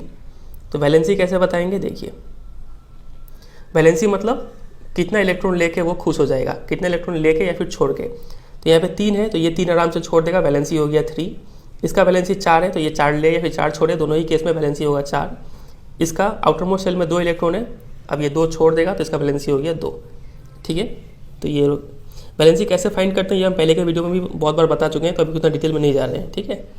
चलिए एक और क्वेश्चन ग्रुप के ऊपर बनता है, ये देखिए the element A, B, C, D and E have atomic number 9, 11, 17, 12 and 13 respectively.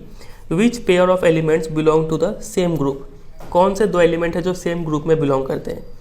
तो सेम ग्रुप में बिलोंग करने का मतलब उनका जो आउटर मोस्ट सेल का जो इलेक्ट्रॉन नंबर है वो सेम होना चाहिए, मतलब वैलेंस इलेक्ट्रॉन सेम होना चाहिए। तो चलिए सबका इलेक्ट्रॉनिक कॉन्फ़िगरेशन लिखते हैं, जिसका वैलेंस इलेक्ट्रॉन सेम होगा वो सेम ग्रुप में होंगे। तो A है, B, C, D, E। A का इलेक्ट्रॉनिक एटॉमिक नंबर है 9, इसका है 11, इसका है 17, इसका है 12 और इसका है 13। चलिए इलेक्ट्रॉनिक कॉन्फ़िगरेशन लिखते हैं। 2,7, इसका हो जाएगा 2,8,1, इसका हो जाएगा 2,8,7, इसका हो जाएगा 2,8,2 और इसका हो जाएगा 2,8,3। तो इसका देखिए वैलेंस इलेक्ट्रॉन है 7 और कोई है जिसका वैलेंस इलेक्ट्रॉन 7 है, हाँ, तो ये हमारा आंसर मिल गया। A और C जो दोनों है ये दोनों सेम ग्रुप में बिलोंग करेंगे। और ऑप्शन भी देख लेते हैं, यहाँ पे है 1 और कोई है 1 वाला नहीं है, 2 वाला भी कोई नहीं है, 3 वाला भी कोई नहीं है। इसका मतलब A और C ही सिर्फ ऐसे पेयर है जो सेम ग्रुप में बिलोंग करेंगे, ठीक है। इसका आंसर हो जाएगा A एंड C। समझे इतना। तो हमने ये एक्टिविटी समझ लिया, एक्टिविटी 5.4, और ये दोनों लाइन का इंपॉर्टेंस समझ लिया, इससे कैसे कैसे क्वेश्चन बनते हैं वो हमने समझ लिया। अब आते हैं एक्टिविटी 5.5 पे। ये देखिए, if you look at the modern periodic table you will find that the elements lithium, beryllium, boron, carbon, nitrogen, oxygen, fluorine and neon are present in the second period. ये सभी सेकेंड पीरियड वाले element है, तो इन सब का electronic configuration लिखना है। तो ये देखिए, ये जो आपको सेकेंड पीरियड दिख रहा है, lithium, beryllium, boron, carbon, nitrogen, oxygen, fluorine, neon, ये सब सेकेंड पीरियड के एलिमेंट है। तो सबका इलेक्ट्रॉनिक कॉन्फ़िगरेशन लिखना है। चलिए लिखते हैं। तो देखिए लिथियम का एटॉमिक नंबर है 3, तो इसका इलेक्ट्रॉनिक कॉन्फ़िगरेशन हो जाएगा 2,1। बेरिलियम का हो जाएगा एटॉमिक नंबर 4, तो इसका इलेक्ट्रॉनिक कॉन्फ़िगरेशन 2,2। बोरॉन का 2,3, कार्बन का 2,4, नाइट्रोजन का 2,5, ऑक्सीजन 2,6, फ्लोरीन 2,7 और नियॉन 2,8। तो इन सब में हमें क्या फीचर देखने को मिल रहा है इन सब में। तो देखिए पहले पढ़ लेते हैं क्या लिखा है। Do this element also contain the same number of valence electron. क्या इन सब का वैलेंस इलेक्ट्रॉन सेम है क्या। तो एक में 1 है, फिर दूसरे में 2 है, फिर 3, 4, वैलेंस इलेक्ट्रॉन सेम नहीं है यहाँ पे, ठीक है। क्वेश्चन नंबर 3 देखते हैं। Do they contain the same number of shells. क्या नंबर ऑफ सेल्स यहाँ पे सेम है। तो हाँ, पहले वाले में देखिए लिथियम का 2 ही सेल है, फिर बेरिलियम का भी 2 सेल K और L, ठीक है, फिर बोरॉन का भी 2 ही सेल K और L। तो यहाँ पे नंबर ऑफ सेल सेम है। उल्टा हो रहा है। ग्रुप में क्या था, यहाँ पे वैलेंस इलेक्ट्रॉन सेम था और नंबर ऑफ सेल्स एक एक करके बढ़ते जा रहा था। लेकिन पीरियड में क्या होता है कि वैलेंस इलेक्ट्रॉन अलग अलग होता है लेकिन नंबर ऑफ सेल्स सेम होता है। ठीक है, तो ये रहा इसका कंक्लूजन कि these elements of second period do not have same number of valence electrons but they contain the same number of shells. समझ गए इतना? इसी को हम लोग अलग अलग शब्द में बोल सकते हैं कि अगर कुछ एलिमेंट का नंबर ऑफ सेल्स सेम है, सब में दो दो सेल है, सब में दो दो सेल है, तो हम बोल सकते हैं कि ये सभी एलिमेंट जो है वो एक ही पीरियड से बिलोंग करते हैं। वेरी वेरी वेरी इंपॉर्टेंट, इसके ऊपर क्वेश्चन आएगा, अभी हम बताएंगे। ठीक है, एक बार यहाँ पे पढ़ लेते हैं कि atoms of different elements with the same number of occupied shells. अगर नंबर ऑफ सेल्स सेम है तो इसका मतलब ये सभी किस पीरियड में होंगे, सेम पीरियड में होंगे। बात वगैरह समझ रहे हैं? यहाँ पे एक और एग्जांपल दिया गया है पीरियड नंबर 3 के एलिमेंट्स का। Sodium, magnesium, aluminium, silicon, phosphorus, sulphur, chlorine, argon, ये सब थर्ड पीरियड वाले हैं। अगर हम इनका इलेक्ट्रॉनिक कॉन्फिगरेशन बनाएंगे, फॉर एग्जांपल सोडियम का एटॉमिक नंबर है 11, तो इसका इलेक्ट्रॉनिक कॉन्फिगरेशन होगा 2,8,1। ऐसे अगर हम सबका भी बनाएंगे ना तो सब में हमें जो नंबर ऑफ सेल्स है वो 3 ही देखने को मिलेगा। ठीक है, चलिए अब इसके ऊपर क्वेश्चन कैसा आएगा, तो क्वेश्चन ये आएगा, देखिए, विच of the given elements A, B, C, D and E with atomic number 2, 3, 7, 10 and 30 respectively belong to the same period। आपको 5 एलिमेंट दिए गए हैं A, B, C, D और E। A का एटॉमिक नंबर है 2, इसका एटॉमिक नंबर 3, इसका atomic number 7, इसका एटॉमिक नंबर 10 और इसका एटॉमिक नंबर 30। पूछ रहे हैं कि कौन सा दोनों सेम पीरियड में बिलोंग करेंगे। ठीक है, तो हमें पता है जिनमें नंबर ऑफ सेल्स सेम होगा वो सेम पीरियड में बिलोंग करेंगे। इसका इलेक्ट्रॉनिक कॉन्फिगरेशन लिखते हैं तो 2, नंबर ऑफ सेल्स 1 हो गया। इसका इलेक्ट्रॉनिक कॉन्फिगरेशन 2,1, इसका इलेक्ट्रॉनिक कॉन्फिगरेशन 2,5, इसका लिखेंगे तो 2,8 और इसका लिखेंगे तो 2,8,8 फिर कुछ होगा। ठीक है, उस पर नहीं जाते हैं अभी। तो फिलहाल जितना भी है ये 2 से ज़्यादा नंबर ऑफ सेल्स है, ये तो ऑप्शन में नहीं होगा। ठीक है, तो इसमें भी 2 सेल, इसमें भी 2 सेल, इसमें भी 2 सेल, तो ये तीनों जो है बी, सी और डी ये सब सेम पीरियड में बिलोंग करेंगे। ठीक है, तो इसका आंसर हो जाएगा बी, सी एंड डी। समझे कि नहीं ये? चलिए आगे मूव करते हैं। आगे यहाँ पे एक क्वेश्चन बताया गया है कि how many elements are there in the first, second, third and fourth period. तो इनमें कितने कितने एलिमेंट है, तो देखिए काउंट करके देख लेते हैं। ये रहा, तो अगर हम फर्स्ट पीरियड का बात करें तो इसमें सिर्फ 1 और 2 ही एलिमेंट है। तो फर्स्ट पीरियड में 2 एलिमेंट, सेकेंड पीरियड में 1, 2, 3, 4, 5, 6, 7, 8 एलिमेंट है। थर्ड पीरियड में भी 8 एलिमेंट। लेकिन फोर्थ में जाएंगे तो अगर आप काउंट करेंगे तो कितने टोटल, ये काउंट करने का जरूरत नहीं है, टोटल ग्रुप नंबर कितना है 18, तो ये 18 ही एलिमेंट होंगे यहाँ पे टोटल। सिमिलरली पीरियड नंबर 5 में भी कितने एलिमेंट है 18।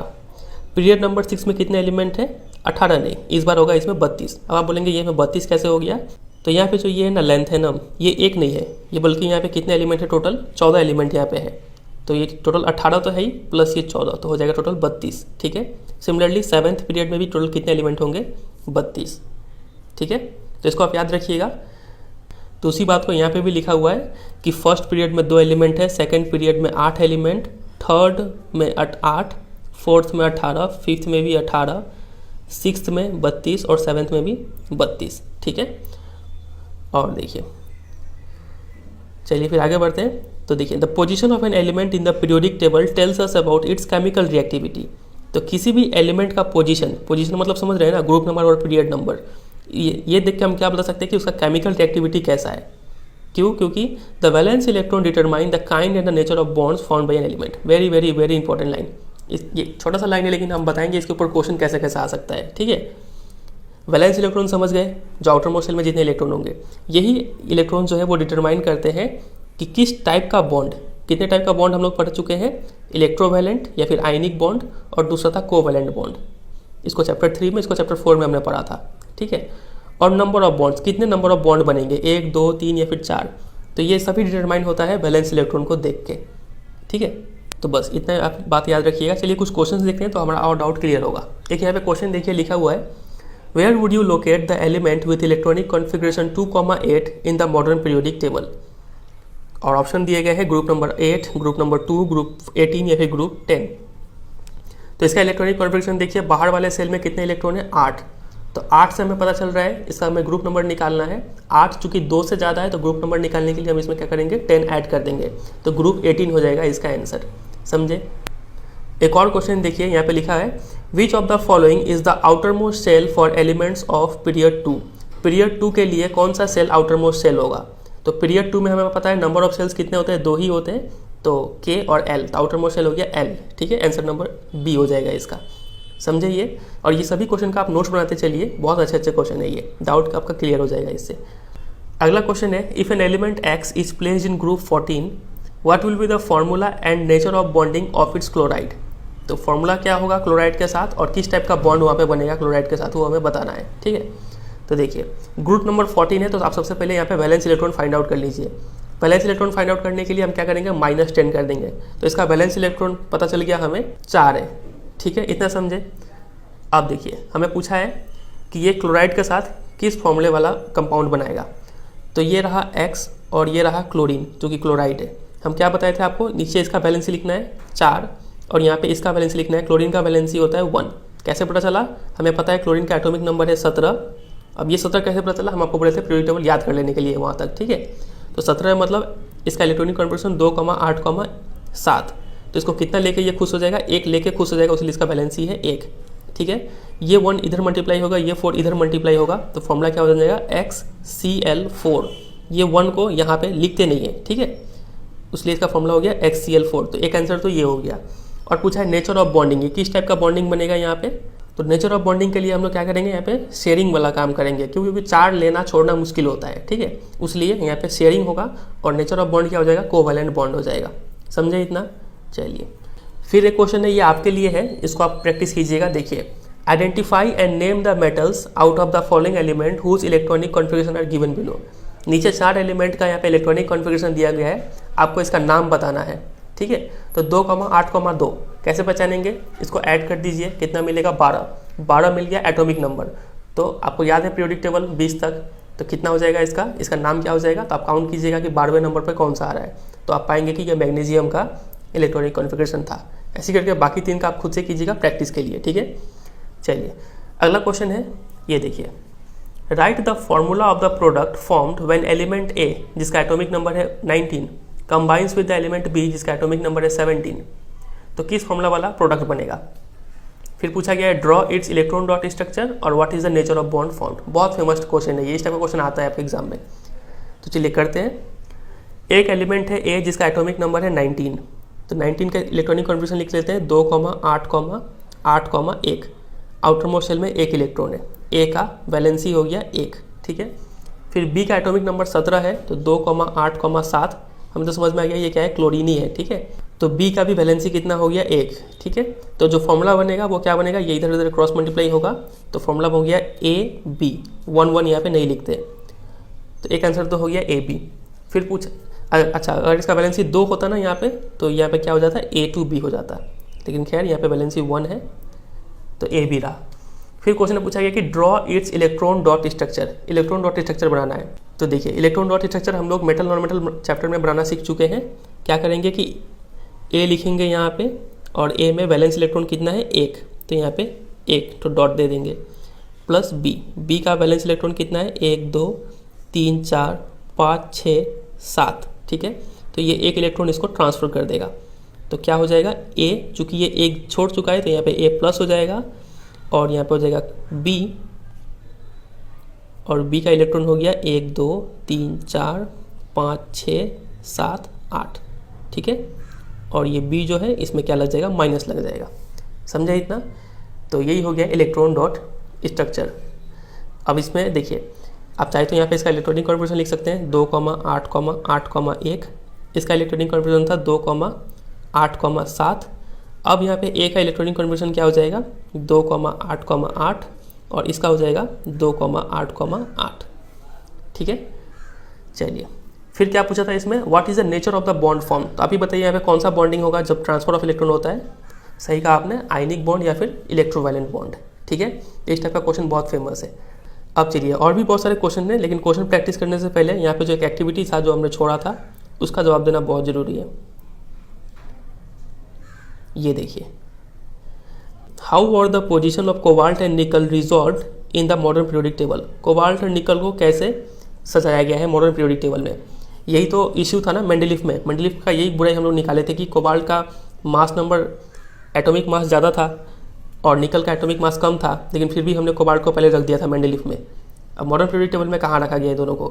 तो देखिए, चूंकि मॉडर्न पीरियोडिक टेबल बेस्ड है ऑन एटॉमिक नंबर, ठीक है, और कोबाल्ट का एटॉमिक नंबर है 27 और निकल का एटॉमिक नंबर है 28, तो इस हिसाब से कोबाल्ट पहले आना चाहिए और निकल बाद में आना चाहिए, क्योंकि increasing order of atomic number में से जाया गया है। तो देख लेते हैं यहाँ पे कहाँ पे पोजीशन है। ये रहा, आपको यहाँ पे दिखेगा, ये है कोबाल्ट और ये है निकल, एटॉमिक नंबर 27, इसका एटॉमिक नंबर 28, तो सही में अरेंज है। तो ये इशू यहाँ पे रिजॉल्व हो गया, यहाँ पे कोई कॉन्ट्रडिक्शन नहीं है, ठीक है, समझे कि नहीं समझे? यहाँ पे हम लोग मास नंबर कितना भी हो, मास नंबर तो देख नहीं रहे हैं ना, हम लोग क्या देख रहे हैं, सिर्फ एटॉमिक नंबर देख रहे हैं। एटॉमिक नंबर इसका 27 है, इसका 28 है, कम है ज़्यादा है, बहुत अच्छे से ये अरेंज है, तो सब प्रॉब्लम सॉल्व है। मेंडलीफ में क्या हो रहा था कि हम लोग मास नंबर को कंसिडर कर रहे थे और मास नंबर ज़्यादा होने के कारण इसको हम लोग पहले प्लेस करने से हमें ये दुख हो रहा था, लेकिन ये दुख यहाँ पे खत्म हो चुका है, क्योंकि यहाँ पे हम मास नंबर देख नहीं रहे। मास नंबर कितना भी हो कोई फर्क नहीं पड़ता है, हमें सिर्फ एटॉमिक नंबर देखना है, और एटॉमिक नंबर इसका कम इसका ज़्यादा, तो सही इंक्रीजिंग ऑर्डर में ये अरेंज्ड है, समझे? चलिए, तो ये इशू यहाँ पे रिजॉल्व हो गया। Question number 2, how were the position of isotopes of various element decided in modern periodic table? ये भी मेंडलीफ का एक बुराई था कि वो आइसोटॉप को पोजीशन नहीं दे पाए थे। उनको ये डाउट आ गया था, ये यहाँ पे हमने देखा था कि मान लीजिए क्लोरीन का 2 आइसोटॉप है, दोनों का केमिकल प्रॉपर्टी सेम है, लेकिन मास नंबर अलग अलग था, तो दोनों को सेम स्लॉट में रखा जाए या फिर अलग अलग रखा जाए, इसमें वो फंस चुके थे। यहाँ पे इस प्रॉब्लम को कैसे सुलझाया गया, देखिए, हमें पता है कि आइसोटॉप्स का मास नंबर मतलब एटॉमिक मास अलग अलग होता है, लेकिन हम लोग तो मॉडर्न पीरियोडिक टेबल में मास नंबर को देखते ही नहीं है, हम लोग किसको देखते हैं, एटॉमिक नंबर को देखते हैं, और आइसोटॉप्स का एटॉमिक नंबर सेम होता है, ठीक है। तो यहाँ पे सभी आइसोटॉप्स को क्या कर दिया जाएगा, सेम स्लॉट में रख दिया जाएगा। देखिए, ये रहा क्लोरीन, यहाँ पे क्लोरीन डाल दिया गया, जितने भी क्लोरीन के आइसोटॉप्स है जो भी है सब इसी स्लॉट में रहेंगे, समझे कि नहीं समझे? क्योंकि यहाँ पे हम लोग सिर्फ एटॉमिक नंबर देख रहे हैं और सभी आइसोटॉप का एटॉमिक नंबर सेम होता है, किसी भी एलिमेंट का जितने भी आइसोटॉप है उसका एटॉमिक नंबर सेम होगा, समझे ये बात को? चलिए, तीसरा क्वेश्चन है, is it possible to have an element with atomic number 1.5 placed between hydrogen and helium? ये प्रॉब्लम यहाँ पे आया था मेंडलीफ वाले में। यहाँ पे जो था एटॉमिक मास रेगुलर मैनर में इंक्रीज नहीं कर रहा था, इसलिए हम ये नहीं बोल पा रहे थे कि दो एलिमेंट के बीच में एग्जैक्टली कितने नंबर ऑफ एलिमेंट बीच में डिस्कवर होंगे। लेकिन चूंकि यहाँ पे हम लोग एटॉमिक नंबर देख रहे हैं और हमें पता है कि एटॉमिक नंबर एक एक करके ही इंक्रीज होता है, ठीक है। यहाँ पे पूछा जा रहा है कि क्या कोई ऐसा हो सकता है कि हाइड्रोजन और हीलियम के बीच में ऐसा एलिमेंट आ जाए जिसका एटॉमिक नंबर 1.5 हो? तो ये हम आपको थोड़ी देर पहले बताए थे कि एटॉमिक नंबर कभी भी डेसिमल में नहीं हो सकता है, ऐसा पॉसिबल ही नहीं है कि 1.5 नंबर ऑफ प्रोटॉन्स होगा, कभी ऐसा नहीं बोलते हम लोग, ठीक है। क्या तो 1 होगा नहीं तो 2 होगा, 1.5 नहीं होता है, तो ये पॉसिबल नहीं है इतना, समझे? चलिए, फिर अगला क्वेश्चन बहुत अच्छा क्वेश्चन है ये, where do you think should hydrogen be placed in the modern periodic table? ये हाइड्रोजन में तो नाक में दम कर दिया था मेंडलीफ का, ठीक है। कहाँ पे रखा जाए हाइड्रोजन, क्योंकि इसका प्रॉपर्टी अल्कली मेटल से भी मैच कर रहा है, हैलोजन से भी मैच कर रहा है, कहाँ रखा जाए? देखिए, तो हाइड्रोजन का नंबर ऑफ इलेक्ट्रॉन्स कितने हैं, 1, इसका इलेक्ट्रॉनिक कॉन्फिगरेशन लिखने जाए तो वो भी क्या होगा, 1। तो हम लोग जानते हैं कि ऐसा एलिमेंट जिनका वैलेंस शेल में इलेक्ट्रॉन सेम होता है, मतलब ऐसे एलिमेंट जिनका वैलेंस इलेक्ट्रॉन सेम होता है वो सबको सेम ग्रुप में रखा जाता है। तो यहाँ पे हम देख रहे थे कि ये जो ग्रुप नंबर 1 है, यहाँ पे सबका वैलेंस इलेक्ट्रॉन्स कितना था, 1 ही था, तो हाइड्रोजन को हम लोग यहीं रखेंगे, ठीक है। यहाँ पे हम लोग हाइड्रोजन को इस हैलोजन वाले ग्रुप में नहीं रखेंगे, क्योंकि यहाँ पे सबका वैलेंस इलेक्ट्रॉन कितना है, 7 था, इसलिए हम लोग हाइड्रोजन को यहाँ प्लेस करेंगे। लेकिन भले ही देखिए हाइड्रोजन क्या है, एक नॉन मेटल है, इसको येलो कलर से दिखाया गया है, फिर भी हम लोग चूँकि इसका वैलेंस इलेक्ट्रॉन 1 है इसलिए हम लोग इसको ग्रुप 1 में रखेंगे। समझ रहे बात वगैरह? चलिए ठीक है, तो इतना समझ गए। चलिए, तो इसी के साथ हम लोग मॉडर्न पीरियोडिक टेबल भी खत्म कर चुके हैं, लगभग अच्छा खासा खत्म हो गया है। अब सिर्फ एक ही टॉपिक बचा है जो कि है trends in modern periodic table. ये भी एक खुद में ही बहुत इंपॉर्टेंट टॉपिक है।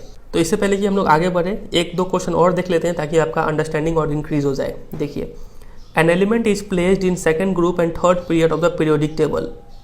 ठीक है, एक एलिमेंट है जो सेकंड ग्रुप में है और थर्ड पीरियड में है। तो आप समझ जाइए कि ये कौन सा है। सेकंड ग्रुप मतलब इसका जो वैलेंस इलेक्ट्रॉन होगा वो 2 होगा, और थर्ड पीरियड है मतलब इसमें नंबर ऑफ सेल्स कितने होंगे, 3 होंगे। तो हमें पता है कि फर्स्ट सेल में कितने आएंगे, 2 इलेक्ट्रॉन, और इसमें 8 इलेक्ट्रॉन। तो कितने हो गए टोटल नंबर ऑफ इलेक्ट्रॉन्स, 12। इसका मतलब ये एलिमेंट और कोई नहीं बल्कि मैग्नीशियम है। समझे इतना? चलिए, और क्वेश्चन में लिखा हुआ है कि an element is placed in second group and third period of the periodic table burns in presence of oxygen to form a basic oxide. चलिए ठीक है, ऑक्सीजन में जलाते हैं तो एक ऑक्साइड बनता है, वो बेसिक होता है। आइडेंटिफाई द एलिमेंट, ये एलिमेंट कौन सा है, तो हम तो पहले ही कर चुके हैं, मैग्नीशियम, वो ए का आंसर हो जाएगा। Question number B, write it electronic configuration, तो इलेक्ट्रॉनिक कॉन्फिगरेशन यही रहा 2,8,2। Question number C, write a balanced equation when it burns in the presence of air, तो ये चैप्टर 1 का क्वेश्चन है कि मैग्नीशियम को एयर में बर्न किया जा रहा है। याद होगा आपको एक एक्टिविटी मैग्नीशियम रिबन को जलाया गया था, तो बहुत ईजी है ये क्वेश्चन। Mg प्लस एयर के लिए O2 गिव्स MgO, बैलेंसिंग करना है तो यहाँ पे 2 ऑक्सीजन है, तो यहाँ पे 2 लगा दीजिए, यहाँ पे भी 2 लगा दीजिए, ठीक है। चलिए question number D, right a balanced equation when this oxide is dissolve in water, तो जब भी कोई मेटल ऑक्साइड को पानी में मिलाते हैं तो क्या होता है। अब ये बन गया क्वेश्चन चैप्टर नंबर 3 का क्वेश्चन, मेटल नॉन मेटल से। तो देखिए मेटल ऑक्साइड है MgO प्लस वाटर, तो ये क्या बन जाएगा, एक अल्कली बनाएगा ये, ठीक है। तो MgOH होल ट्वाइस ये बनेगा यहाँ पे, और ये पहले से ही बैलेंस्ड है, एक Mg 2 ऑक्सीजन, तो यहाँ पे 2 ऑक्सीजन है, 2 हाइड्रोजन, तो 2 हाइड्रोजन है, ठीक है। क्वेश्चन नंबर ई देखिए, draw the electron dot configuration for the formation of this oxide, ये ऑक्साइड का इलेक्ट्रॉन डॉट स्ट्रक्चर बनाना है मैग्नीशियम ऑक्साइड का। तो यहाँ पे लिखेंगे Mg, इसका इलेक्ट्रॉनिक कॉन्फिगरेशन है 2,8,2, तो 2 वैलेंस इलेक्ट्रॉन है, तो 2 तो डॉट दे दीजिए, प्लस और हमारा है ऑक्साइड, तो ऑक्सीजन ये रहा, इसमें 6 इलेक्ट्रॉन होता है बाहर वाले सेल में, क्योंकि इसका इलेक्ट्रॉनिक कॉन्फिगरेशन है 2,6, नंबर ऑफ इलेक्ट्रॉन्स 8 था यहाँ पे, ठीक है। तो देखिए 1 2 3 4 5 6, अब क्या होगा, ये एक इलेक्ट्रॉन यहाँ से देगा, एक इलेक्ट्रॉन यहाँ से देगा, तो Mg चूँकि 2 दिया है तो Mg2 प्लस हो जाएगा, और ऑक्सीजन चूँकि 2 लिया है तो O यहाँ पे 8 इलेक्ट्रॉन्स बनाना होगा, 1 2 3 4 5 6, और 2 मैग्नीशियम का, और ये 2 लिया है तो 2 माइनस, ठीक है। तो ये हो जाएगा इसका फॉर्मेशन। यहाँ पे भी लिख सकते हैं, इसका इलेक्ट्रॉनिक कॉन्फिगरेशन 2,8, और यहाँ पे इसका इलेक्ट्रॉनिक कॉन्फिगरेशन होगा 2,8, ठीक है। 6 था, 2 ले लिया तो 2,8, ठीक है। तो चलिए अभी तक हमने जो भी पढ़ा बहुत मिक्सअप हो रहा है, एक बार जल्दी से रिकैप करते हैं ताकि आपका यहाँ पे फाउंडेशन स्ट्रांग हो जाए। देखिए ये है मॉडर्न पीरियोडिक टेबल, इसमें ग्रुप नंबर का बात किया जाए तो कितने हैं टोटल ग्रुप, 18 ग्रुप है। पीरियड का बात किया जाए टोटल पीरियड कितने हैं, 7 पीरियड है। फर्स्ट पीरियड में 2 एलिमेंट, इसमें कितने एलिमेंट है, 8, इसमें भी 8, इसमें 18, 18 फिर 32, 32, ठीक है, इतना समझा। फिर ये सब है मेटल्स, बीच में है मेटलॉइड्स, और इधर हो गए नॉन मेटल्स, इतना हमने समझा। फिर हमने खासियत देखा ग्रुप का, एक ग्रुप में जो एलिमेंट है इन सब का जो वैलेंस इलेक्ट्रॉन है वो सेम होता है, ये हमने देखा, ठीक है। फिर वैलेंस इलेक्ट्रॉन को देख के कैसे हम ग्रुप नंबर फाइंड करेंगे, हमने ये समझा कि अगर वैलेंस इलेक्ट्रॉन 2 तक है तब तक तो उतना ही ग्रुप नंबर हो जाएगा, लेकिन अगर वैलेंस इलेक्ट्रॉन 3 हो गया तब वहाँ पे ग्रुप नंबर हो जाएगा 13। वैलेंस इलेक्ट्रॉन अगर 4 हुआ तो ग्रुप नंबर हो जाएगा 14, 10 ऐड करते चले जाएंगे हम लोग, ठीक है। फिर हमने ये भी समझा कि अगर ग्रुप नंबर दिया हुआ है तो हम लोग वैलेंस इलेक्ट्रॉन कैसे फाइंड आउट करेंगे। मान लीजिए किसी एलिमेंट का ग्रुप नंबर है 17, तो उसका वैलेंस इलेक्ट्रॉन कितना होगा, 10 माइनस कर दीजिए तो वैलेंस इलेक्ट्रॉन हो जाएगा 7, ठीक है। तो इतना चीज़ हमने समझा ग्रुप के बारे में, इसके ऊपर क्वेश्चंस भी हमने देखा। फिर हमने ये समझा कि जैसे जैसे आप ग्रुप का नीचे जाएंगे वैसे वैसे वैलेंस इलेक्ट्रॉन तो सेम रहता है, लेकिन नंबर ऑफ सेल्स जो है वो इंक्रीज होते रहता है एक एक करके। देखिए यहाँ पे कितने नंबर ऑफ सेल्स होंगे, 1। जब आप पीरियड नंबर 2 में आएंगे तो यहाँ पे नंबर ऑफ सेल्स कितने होंगे, इन सभी एलिमेंट का 2। पीरियड नंबर 3 में आएंगे तो इसमें कितने सेल्स बनेंगे, 3, KLM, ठीक है। पीरियड नंबर 4 में आएंगे तो इनके नंबर ऑफ सेल्स कितने होंगे, 4, ठीक है, KLMN, ऐसे करके चलते जाएगा ये। और देखिए, और हमने बात किया था पीरियड्स का, तो पीरियड में जब होता है तो नंबर ऑफ सेल्स सेम होता है, वैलेंस इलेक्ट्रॉन अलग अलग होता है किसी भी पीरियड के एलिमेंट्स का, इतना समझे। तो बस यही सब चीज़ हमने नोट किया, और तो कुछ है नहीं, ये चीज़ देखा। और साथ ही साथ हमने ये भी देखा था कोबाल्ट और निकल का इश्यू कैसे रिजॉल्व हुआ, और साथ ही साथ यहाँ पे हमने जो टेलुरियम और आयोडीन वाला इशू भी यहाँ पे रिजॉल्व हो गया, कोबाल्ट निकल वाला ही सेम केस था। याद है आपको, यही एक प्रॉब्लम हमने ढूंढा था मेंडलीफ के पीरियोडिक टेबल में कि टेलुरियम का एटॉमिक मास ज़्यादा है लेकिन ये फिर भी आगे प्लेस था, लेकिन यहाँ पे चूंकि हम एटॉमिक नंबर को देख रहे हैं तो उस हिसाब से इनका पोजीशन ठीक है। फिर हमने देखा कि हाइड्रोजन का पोजीशन को कैसे रिजॉल्व किया गया, आइसोटॉप्स को कैसे सॉल्व किया गया, ठीक है, ये सब चीज़ हमने समझा। तो पीरियोडिक टेबल हमने समझ लिया, मॉडर्न पीरियोडिक टेबल का क्या क्या फीचर होता है, और भी हम लोग कुछ बात जानेंगे जो हम लोग इसमें पढ़ेंगे, trends in the modern periodic table, ठीक है। चलिए अगर आप थक चुके हैं तो थोड़ी देर के लिए रेस्ट कीजिए, जितना अभी तक हम बोले, जो भी क्वेश्चन बोले सबको नोट डाउन कीजिए और अच्छे से समझिए, फिर आगे बढ़िए, ठीक है। चलिए अब स्टार्ट करते हैं trends in the modern periodic table. ठीक है, ट्रेंड मतलब हमें मॉडर्न पीरियोडिक टेबल में कुछ पैटर्न देखने को मिलता है जब हम left to right in a period move करते हैं या फिर टॉप टू बॉटम मूव करते हैं इन अ ग्रुप, तब हमें कुछ पैटर्न देखने को मिलता है। तो वो पैटर्न कैसा है, किस चीज़ से रिलेटेड वो पैटर्न है, वो हम देखेंगे। ठीक है, सबसे पहले वैलेंसी को स्टार्ट करते हैं, मतलब पीरियड में वैलेंसी कैसे चेंज होता है और ग्रुप में वैलेंसी कैसे चेंज होता है वो देखेंगे। सबसे पहला आप समझिए वैलेंसी होता क्या है। वैलेंसी को हम लोग कंबाइनिंग कैपेसिटी भी बोलते हैं। और वैलेंसी निकालते कैसे हैं, हम देखते हैं कि वो एलिमेंट कितना इलेक्ट्रॉन लेके या फिर कितना इलेक्ट्रॉन छोड़ के स्टेबल इलेक्ट्रॉनिक कॉन्फ़िगरेशन अटेंड कर लेगा। स्टेबल इलेक्ट्रॉनिक कॉन्फ़िगरेशन मतलब आउटर मोस्ट सेल में 2 या फिर 8 इलेक्ट्रॉन होने चाहिए। ठीक है, फॉर एग्जाम्पल यहाँ पे बोला क्या है, मैग्नीशियम का वैलेंसी फाइंड आउट करो जिसका एटॉमिक नंबर 12 है। तो आप सबसे पहले क्या कीजिए, इसका इलेक्ट्रॉनिक कॉन्फ़िगरेशन लिखिए 2,8,2। आउटर मोस्ट सेल में 2 इलेक्ट्रॉन है। अब क्या तो ये 2 इलेक्ट्रॉन छोड़ देगा तब ये आउटर मोस्ट सेल बन जाएगा और ये स्टेबल हो जाएगा, या फिर ये चाहे तो 6 इलेक्ट्रॉन ले लेगा तब आउटर मोस्ट सेल में तीसरे सेल में 8 इलेक्ट्रॉन हो जाएंगे तब ये स्टेबल हो जाएगा। तो कौन सा काम ईजी है, 2 छोड़ना या फिर 6 लेना? तो 2 छोड़ना ज़्यादा ईजी है, इसलिए ये 2 छोड़ देगा तो इसका वैलेंसी हो जाएगा 2। जितना छोड़ रहा है उसको बोलते हैं वैलेंसी। ठीक है, या फिर लेता तो लेने वाला नंबर को वैलेंसी बोलते हैं। यहाँ पे बोला गया है सल्फर का एटॉमिक नंबर 16 है, इसका वैलेंसी बताओ। तो सल्फर का क्या हो जाएगा, इलेक्ट्रॉनिक कॉन्फ़िगरेशन 2,8,6। तो ये कितना लेगा या फिर कितना छोड़ेगा, तो आप बोलेंगे ये 2 लेना ज़्यादा इजी रहेगा क्योंकि 6 छोड़ने में ज़्यादा एनर्जी लगेगा। तो ये 2 ले लेगा तो इसका भी वैलेंसी कितना हो गया, 2 हो गया। ठीक है, similarly find out the valencies of the first 20 elements. तो पहले 20 एलिमेंट्स का वैलेंसी फाइंड आउट करना है। तो देखिए ये है मॉडर्न पीरियोडिक टेबल। यहाँ पे बोला गया है कि आप 1 से लेकर 20 तक एलिमेंट तक का आप वैलेंसी फाइंड आउट कीजिए। तो आप इजीली कर लेंगे खुद से। हम भी यहाँ पे कुछ करते हैं। देखिए हाइड्रोजन का इलेक्ट्रॉनिक कॉन्फ़िगरेशन 1 है, ये 1 लेके खुश हो जाएगा तो इसका वैलेंसी हो गया 1। हीलियम का आउटर मोस्ट सेल में एक ही सेल ही है, इसमें 2, तो ये कितना लेगा या फिर कितना छोड़ेगा, ये तो पहले से स्टेबल है, ये ना लेगा ना छोड़ेगा, तो इसका वैलेंसी हो गया 0। ये जितने भी नोबल गैस है ना, सबका वैलेंसी क्या है, 0 है। इस बात को याद रखिएगा। ठीक है, चलिए फिर अगर लिथियम का बात करें तो एटॉमिक नंबर 3 है, मतलब इलेक्ट्रॉनिक कॉन्फ़िगरेशन 2,1 होगा, वैलेंसी हो गया इसका 1। ठीक है, बेरिलियम का वैलेंसी 2, बोरोन का वैलेंसी 3, कार्बन का वैलेंसी 4, नाइट्रोजन का अगर देखें तो एटॉमिक नंबर 7 है, मतलब 2,5, मतलब ये 3 लेगा तो वैलेंसी हो गया 3, इसका वैलेंसी 2, इसका वैलेंसी 1 और नियोन का वैलेंसी 0। तो कुछ पैटर्न दिख रहा है क्या आपको? जब हम पीरियड में मूव करते हैं लेफ्ट से राइट में, तब वैलेंसी क्या होता है, पहले इंक्रीज हो रहा है 1 2 3 4, फिर डिक्रीज होना स्टार्ट हो जा रहा है। ठीक है, तो वैलेंसी का ट्रेंड क्या हो जाएगा पीरियोडिक टेबल में, valency first goes on increasing from left to right in a period then starts decreasing. ठीक है, ये हो गया पीरियड में ट्रेंड।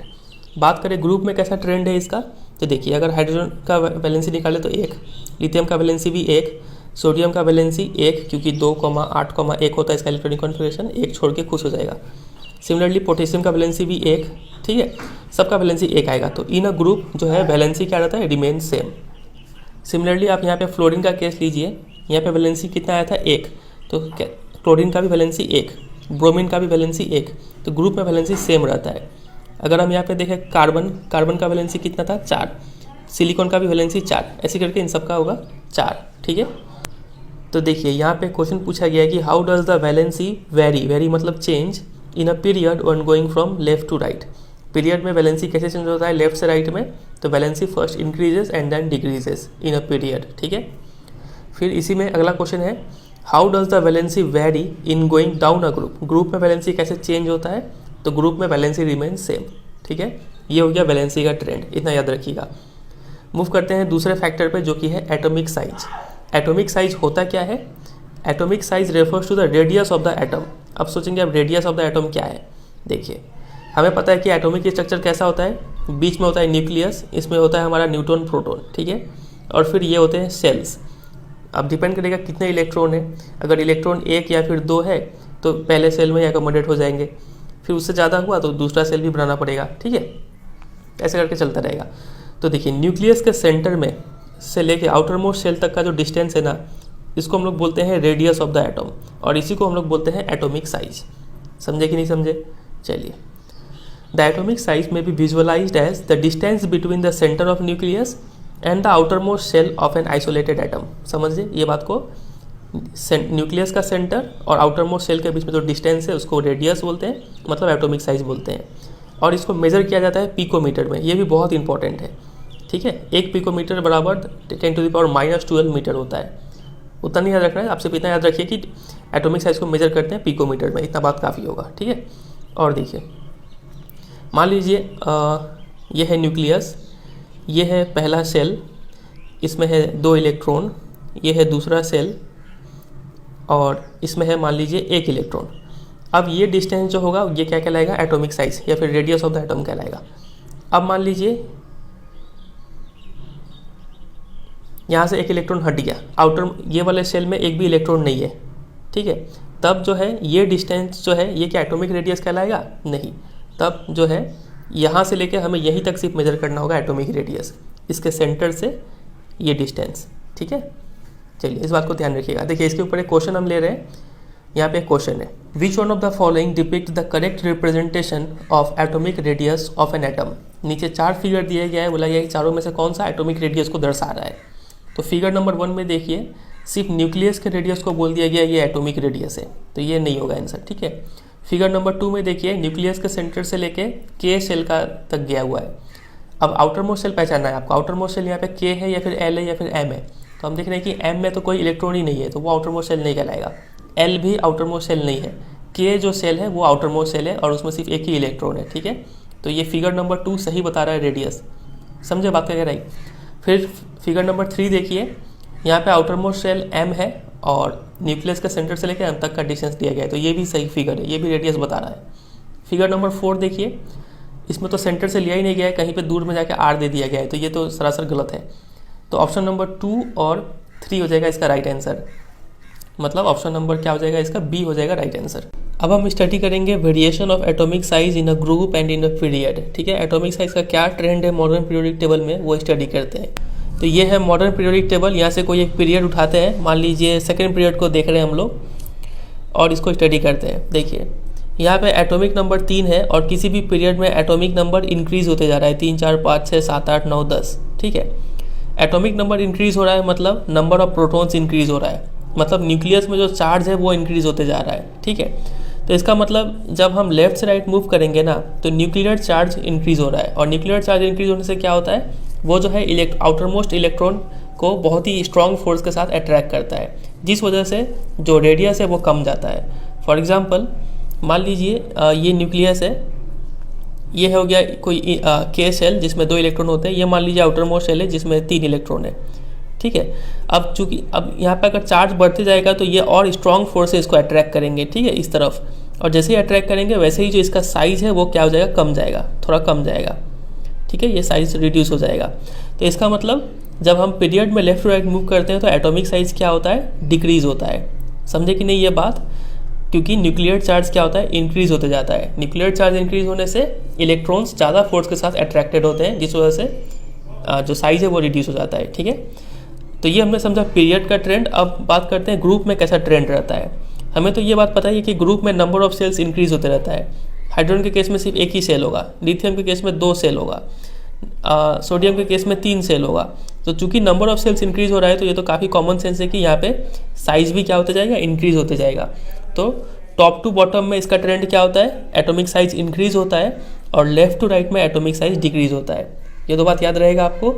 चलिए यहाँ पे इस एक्टिविटी में भी यही बताया गया है कि एटॉमिक रेडियस कैसे चेंज होता है एक पीरियड में। तो ये पूरा हमें नहीं पढ़ना है, उतना इंपॉर्टेंट नहीं है। सीधा लास्ट क्वेश्चन पे आते हैं कि how does the atomic radius change as you go from left to right in a period. तो एटॉमिक रेडियस क्या होता है, डिक्रीज होता है इन अ पीरियड, ठीक है। यहाँ पे बताया भी क्या है रीजन के साथ, ये आपको याद करना है कि atomic radius decreases in moving from left to right along a period. This is due to increase in nuclear charge, समझ गए, which tends to pull the electrons closer to the nucleus and hence reduces the size of atom। Nuclear charge बढ़ने से electrons ज़्यादा force के साथ attracted होते हैं nucleus की तरफ, जिस वजह से साइज रिड्यूस हो जाता है, ठीक है। और जहाँ तक बात करें ग्रुप का, तो atomic size increases down the group. क्यों इंक्रीज होता है, this is because new shells are being added as we go down the group. जैसे जैसे ग्रुप के नीचे जाते हैं वैसे वैसे नए नए सेल्स ऐड होते जाते हैं। तो these increases the distance between the outermost electrons and the nucleus so that the atomic size increases in spite of increase in nuclear charge। जब हम ग्रुप में नीचे की तरफ जाते हैं ना, तब भी न्यूक्लियर चार्ज इंक्रीज होता है क्योंकि नंबर ऑफ प्रोटॉन्स इंक्रीज होते जा रहा है। लेकिन क्योंकि यहाँ पे जो नए सेल्स ऐड हो रहे हैं, जिस वजह से डिस्टेंस बढ़ते जा रहा है, ठीक है, और ये डिस्टेंस का बढ़ने का वजह से जो एटॉमिक साइज है वो भी बढ़ते जाता है डाउन द ग्रुप में, ठीक है। तो ये चीज़ भी आपको प्रिपेयर कर लेना है। सिमिलरली ये एक्टिविटी भी उतना इंपॉर्टेंट नहीं था, बस इसमें बताया गया है कि कैसे बढ़ता है।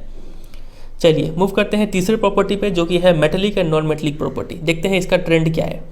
एक्टिविटी में बोला गया है examine elements of third period and classify them metals and non metals. ठीक है, चलिए देखते हैं। तो ये रहा मेटल ग्रीन वाला, और ये भी एक मेटल है, और ये सब येलो वाला नॉन मेटल। तो जो मेटल है वो पीरियोडिक टेबल के लेफ्ट हैंड साइड में एग्जिस्ट करता है, और जो नॉन मेटल है वो पीरियोडिक टेबल के राइट हैंड साइड में एग्जिस्ट करते हैं। इतना बात समझे। और देखिए, तो यहाँ पे लिखा हुआ है on which side of the periodic table do you find metals. तो मेटल की साइड में देखा हमने लेफ्ट साइड में, और नॉन मेटल की साइड में देखा हमने राइट हैंड साइड में, ठीक है। तो as we can see the metals like sodium and magnesium are towards the left hand side of the periodic table, और non metals like sulphur and chlorine are found on the right hand side, ठीक है। और इन दोनों के बीच में we have silicon, जैसे कि इसको क्या बोलते हैं, सेमी मेटल या फिर मेटलॉइड बोलते हैं। मतलब इसमें किसका भी प्रॉपर्टी होगा, मेटल्स और नॉन मेटल दोनों का प्रॉपर्टी होगा मेटलॉइड में, ठीक है। बीच में सिलिकॉन था पिंक वाले में। और मेटल नॉन मेटल को सेपरेट कौन करता है, एक जिगजैग लाइन सेपरेट करता है मेटल्स और नॉन मेटल्स को, ये हमने पहले भी डिस्कस किया है। और बॉर्डर लाइन में कौन से एलिमेंट है, boron, silicon, germanium, arsenic, antimony, tellurium और पोलोनियम, ठीक है। ये सब है मेटलॉइड, ठीक है। Are intermediate in properties and are called metalloids या फिर semi metals. Very very very important, ये सभी मेटलॉइड्स का नाम आपको पता होना चाहिए। एग्जाम में क्वेश्चन आपसे ऐसे पूछेंगे, तो ऐसे करके क्वेश्चन पूछेंगे कि 3 elements boron, silicon and germanium are, और 4 ऑप्शन देंगे, metals, non metals, metalloids, metal, non metal and metalloid respectively. तो ये तीनों ही क्या है, मेटलॉइड्स है, ठीक है। ऑप्शन नंबर सी होगा राइट आंसर। और हमने चैप्टर 3 में ये भी पढ़ा कि मेटल्स का जो नेचर होता है वो कैसा होता है, इलेक्ट्रोपॉजिटिव होता है। इलेक्ट्रोपॉजिटिव मतलब कि लोग इलेक्ट्रॉन्स को खोते हैं और पॉजिटिव बन जाते हैं। फॉर एग्जांपल मान लीजिए सोडियम एक इलेक्ट्रॉन खो के क्या बन जाता है, Na+ बन जाता है, ठीक है। तो इसलिए इनको बोला जाता है ये लोग इलेक्ट्रोपॉजिटिव नेचर के होते हैं। और उसी तरीके से जो नॉन मेटल्स है वो लोग इलेक्ट्रॉन लेके इलेक्ट्रोनेगेटिव नेचर के होते हैं नॉन मेटल्स। तो ये 2 बात आप याद रखिएगा। आगे लिखा हुआ है as the effective nuclear charge acting on the valence shell electrons increases across a period the tendency to lose electrons will decrease. हमें पता है कि पीरियड में जो इफेक्टिव न्यूक्लियर चार्ज है ये क्या होता है, होने लगता है। मतलब ये न्यूक्लियस है, ये पहला सेल, ये दूसरा सेल। तो वैलेंस शेल इलेक्ट्रॉन मान लीजिए यहाँ पे है, तो ये जो है ये फोर्स जो है वो इंक्रीज होता रहता है पीरियड में, ठीक है। तो ये फोर्स इंक्रीज होने का वजह से जो इलेक्ट्रॉन लूज करने का टेंडेंसी है वो डिक्रीज होता है। इलेक्ट्रॉन जल्दी निकलेगा नहीं वहाँ से, क्योंकि स्ट्रॉन्ग फोर्स इंक्रीज होते जा रहा है, ठीक है। वही डाउन द ग्रुप में क्या होता है, effective nuclear charge experienced bye valence electron is decreasing. Valence electron के ऊपर जो न्यूक्लियर चार्ज का जो फोर्स है वो डिक्रीज होता है। क्यों? क्योंकि यहाँ पे जो आउटर मोस्ट इलेक्ट्रॉन है वो दूर मूव करते रहता है न्यूक्लियस से, समझ रहे? क्योंकि नंबर ऑफ सेल्स इंक्रीज हो रहा है, मतलब न्यूक्लियस और आउटर मोस्ट सेल का जो इलेक्ट्रॉन है, वैलेंस इलेक्ट्रॉन, इन दोनों का बीच का डिस्टेंस इंक्रीज होता रहता है। इस वजह से यहाँ पे जो इफेक्टिव न्यूक्लियर चार्ज है वो डिक्रीज होता है। Therefore they can be lost easily. तो चूंकि यहाँ पे फोर्स कम है, इस वजह से ये लोग इजीली लूज हो सकते हैं। तो इसका मतलब हम बोल सकते हैं कि metallic character decreases across a period and increases down the group. Metallic character मतलब इलेक्ट्रॉन लूज करने का टेंडेंसी। तो इलेक्ट्रॉन लूज करने का टेंडेंसी नीचे में इंक्रीज होता है, क्योंकि यहाँ पे इजीली इलेक्ट्रॉन लूज हो जाएगा डाउन द ग्रुप, और अक्रॉस अ पीरियड में इलेक्ट्रॉन लूज करना मुश्किल हो जाता है। तो यहाँ पे मेटेलिक कैरेक्टर यहाँ पे डिक्रीज हो रहा है और यहाँ पे मेटेलिक कैरेक्टर इंक्रीज हो रहा है। Very very very important. और देखिए, पीरियड में मेटेलिक कैरेक्टर डिक्रीज हो रहा है, इसका मतलब नॉन मेटेलिक कैरेक्टर पीरियड में इंक्रीज हो रहा है, ठीक है। यहाँ पे नॉन मेटेलिक कैरेक्टर डिक्रीज हो रहा है, समझे? तो वो यहाँ पे लिखा है कि नॉन मेटल्स इलेक्ट्रोनेगेटिव नेचर के होते हैं, ये हमें पता ही है।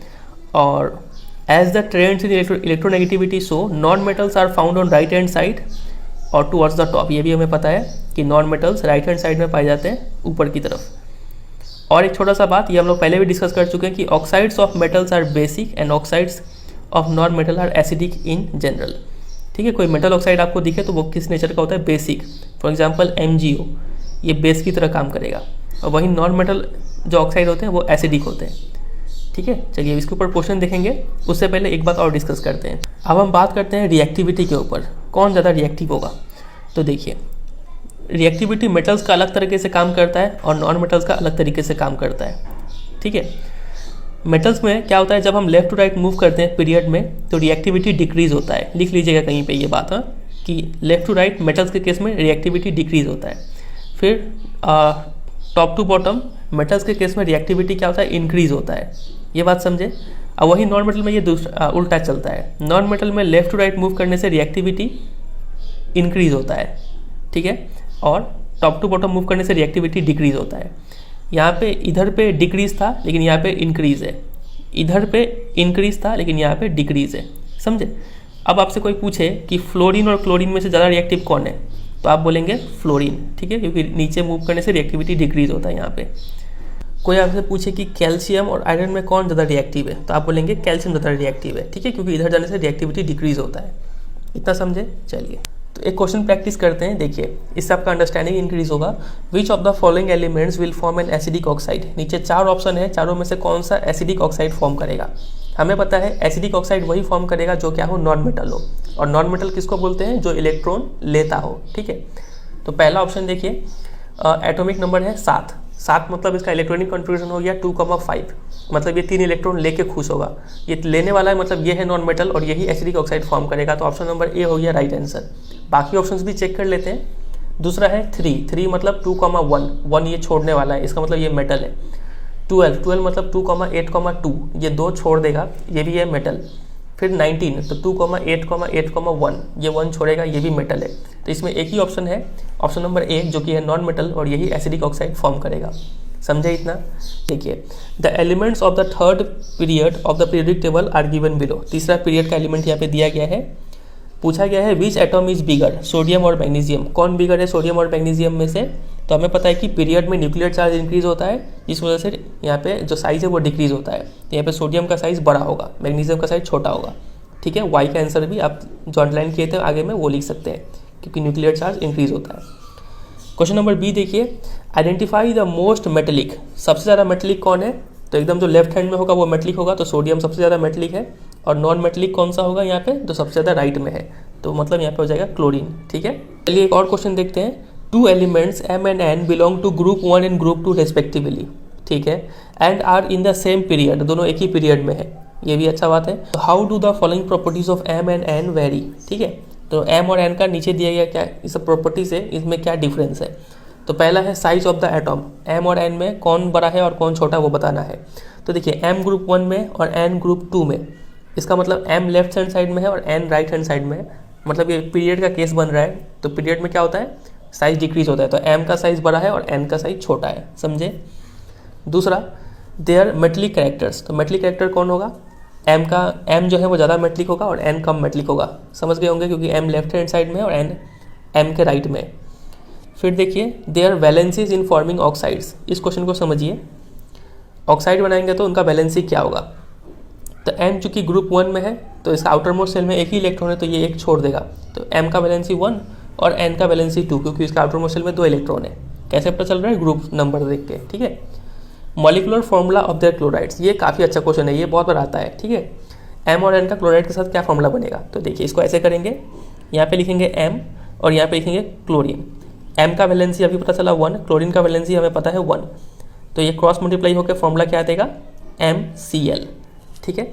वैसे अगर N का देखें तो N यहाँ पे लिखेंगे, क्लोरीन यहाँ पे लिखेंगे, N का वैलेंसी 2, क्लोरीन का वैलेंसी 1, क्रॉस मल्टीप्लाई हो जाएगा ये, और ये बनेगा NCl2, ठीक है, हो जाएगा इसका क्लोराइड का फॉर्मूला।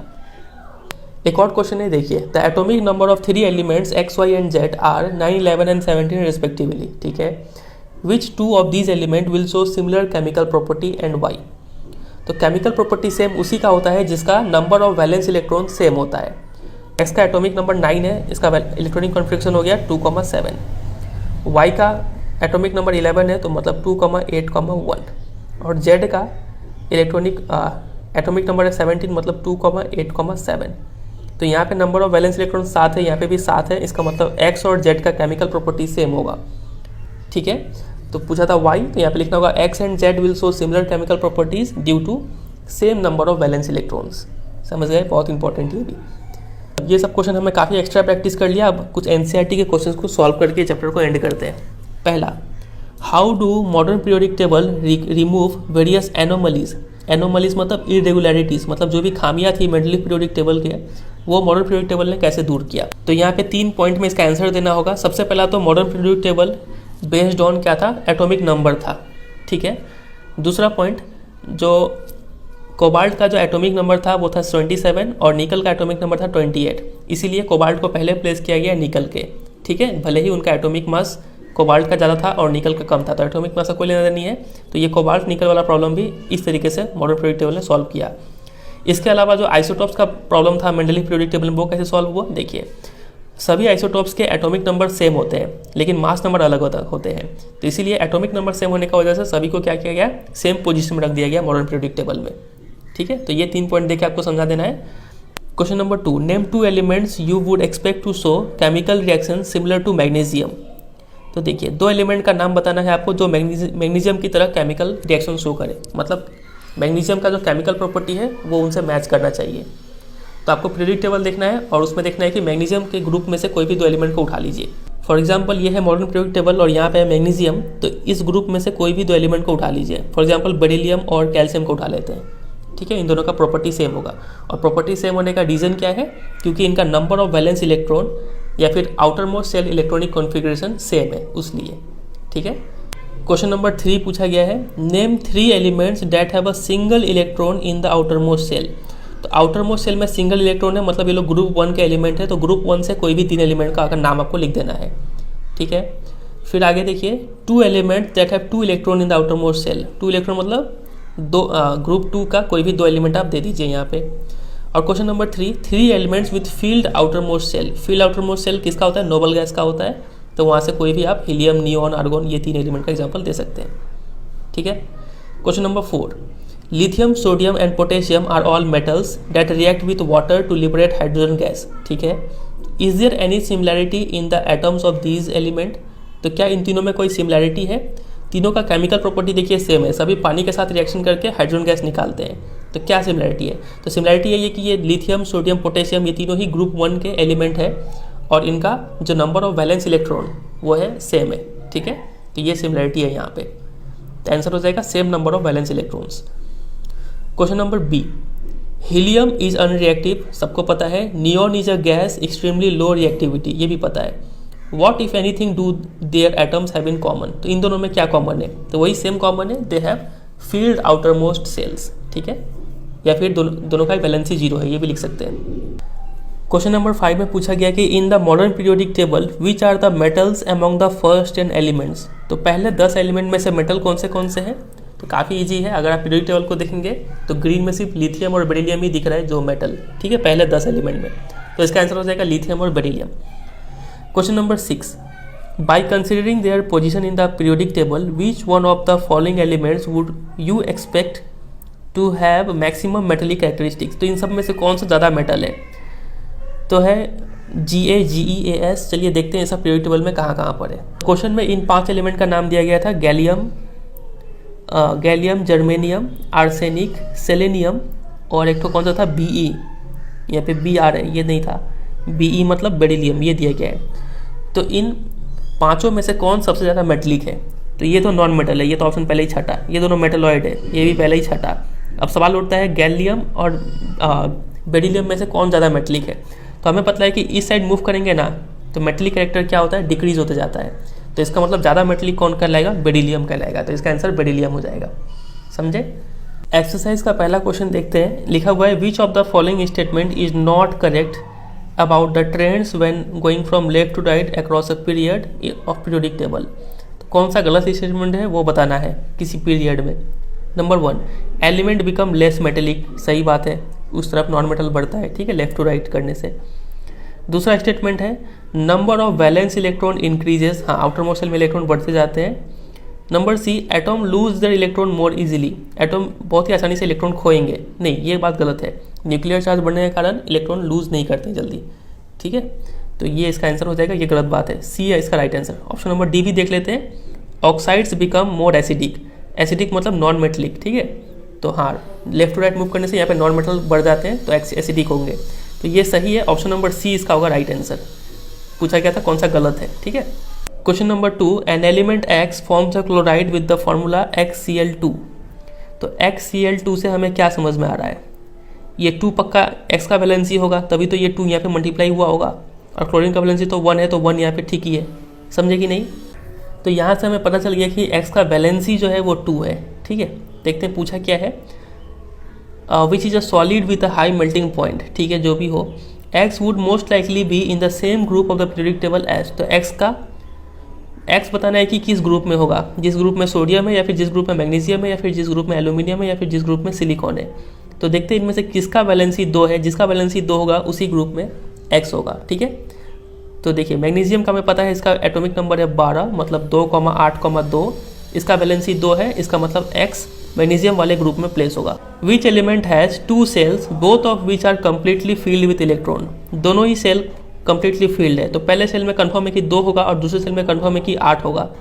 ठीक है, तो एटॉमिक नंबर कितना हो गया इसका 10। तो बताइए ये कौन सा एलिमेंट है। तो ये आपका हो गया कोई नोबल गैस ही है, ये हो जाएगा नियॉन। ठीक है, क्वेश्चन नंबर 2 में बोला गया है इलेक्ट्रॉनिक कॉन्फ़िगरेशन इसका 282 है, मतलब एटॉमिक नंबर 12, मतलब ये कौन सा है, मैग्नीशियम है हमारा।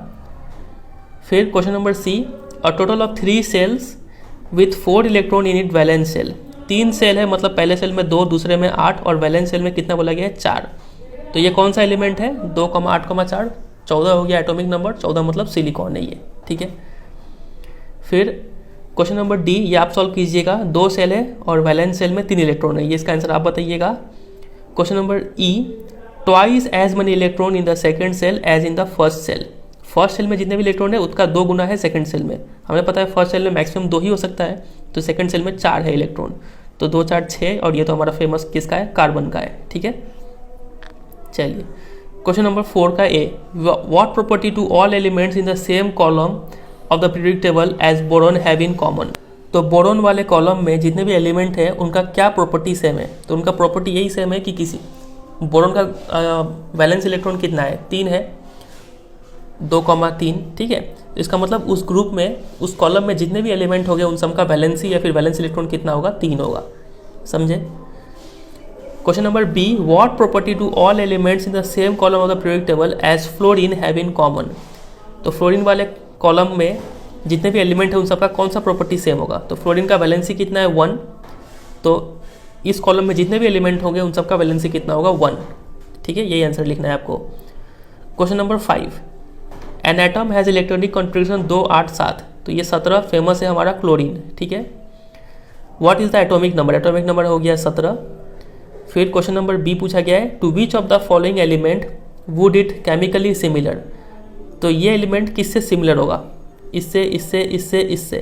तो सबका इलेक्ट्रॉनिक कॉन्फ़िगरेशन लिखिए 2,5, जिसका वैलेंस इलेक्ट्रॉन मैच करेगा उसी से प्रॉपर्टी मिलेगा। ठीक है, 2,8,5 होगा यहाँ पे, और यहाँ पे 2,8,8। तो इसका आउटर मोस्ट सेल में कितना है 7, तो यहाँ पे 7 दिख रहा है, तो क्लोरीन फ्लोरीन के साथ मैच करेगा। ठीक है, तो इसका आंसर हो जाएगा फ्लोरीन। क्वेश्चन नंबर 6 में देखिए, the position of 3 element A B C in the periodic table as shown below. ये 3 एलिमेंट है यहाँ पे A B C, B group number 16 में और ए और सी ग्रुप नंबर 17 में है। State whether A is metal और नॉन मेटल। तो ये तो ग्रुप 17 मतलब प्योर नॉन मेटल है ये। सी मोर रिएक्टिव है या फिर लेस रिएक्टिव है ए से। इन दोनों में कौन ज़्यादा रिएक्टिव है। तो हमें पता है नॉन मेटल के केस में जब हम नीचे जाते हैं तो नॉन मेटल का रिएक्टिविटी डिक्रीज होता है, तो सी लेस रिएक्टिव होगा यहाँ पे। ठीक है, क्योंकि नीचे जा रहा है तो सी कम रिएक्टिव होगा। Will C be larger in और smaller in size than B. इन दोनों में किसका साइज ज़्यादा होगा। तो इसमें एटॉमिक नंबर ज़्यादा है, मतलब न्यूक्लियर चार्ज ज़्यादा है, इसका साइज छोटा होगा बी के तुलना में, बी का साइज बड़ा होगा। ठीक है, question number D, which type of ion, cation या फिर anion will be found by A. तो ए चूंकि नॉन मेटल है तो ये इलेक्ट्रॉन को गेन करेगा, गेन करने के बाद इलेक्ट्रोनेगेटिव हो जाएगा, और इलेक्ट्रोनेगेटिव मतलब ये हो जाएगा एनायन। ठीक है, नाइट्रोजन का एटॉमिक नंबर 7 है, फॉस्फोरस का एटॉमिक नंबर 15 है, दोनों ही ग्रुप नंबर 15 से बिलोंग करते हैं। Right the electronic configuration of these 2 element. तो इसका इलेक्ट्रॉनिक कॉन्फ़िगरेशन कितना होगा 2,5, इसका हो जाएगा 2,8,5। ठीक है, which of these will be more electronegative and why. कौन ज़्यादा इलेक्ट्रोनेगेटिव मतलब कौन ज़्यादा नॉन मेटलिक होगा। तो देखिए नॉन मेटलिक कैरेक्टर जो है वो टॉप टू बॉटम क्या होता है, डिक्रीज होता है, तो यहाँ पे ये ज़्यादा नॉन मेटलिक होगा नाइट्रोजन। ठीक है, ये इसका आंसर हो जाएगा। How does the electronic configuration of an atom relates to its position in the modern periodic table.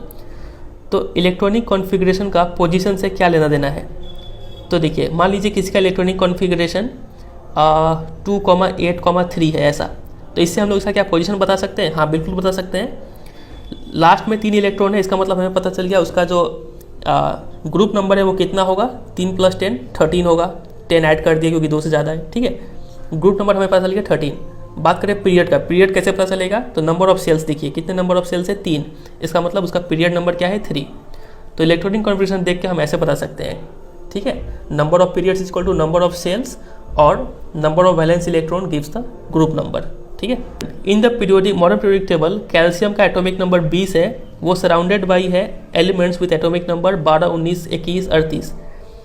Which of these have physical and chemical property resembling calcium.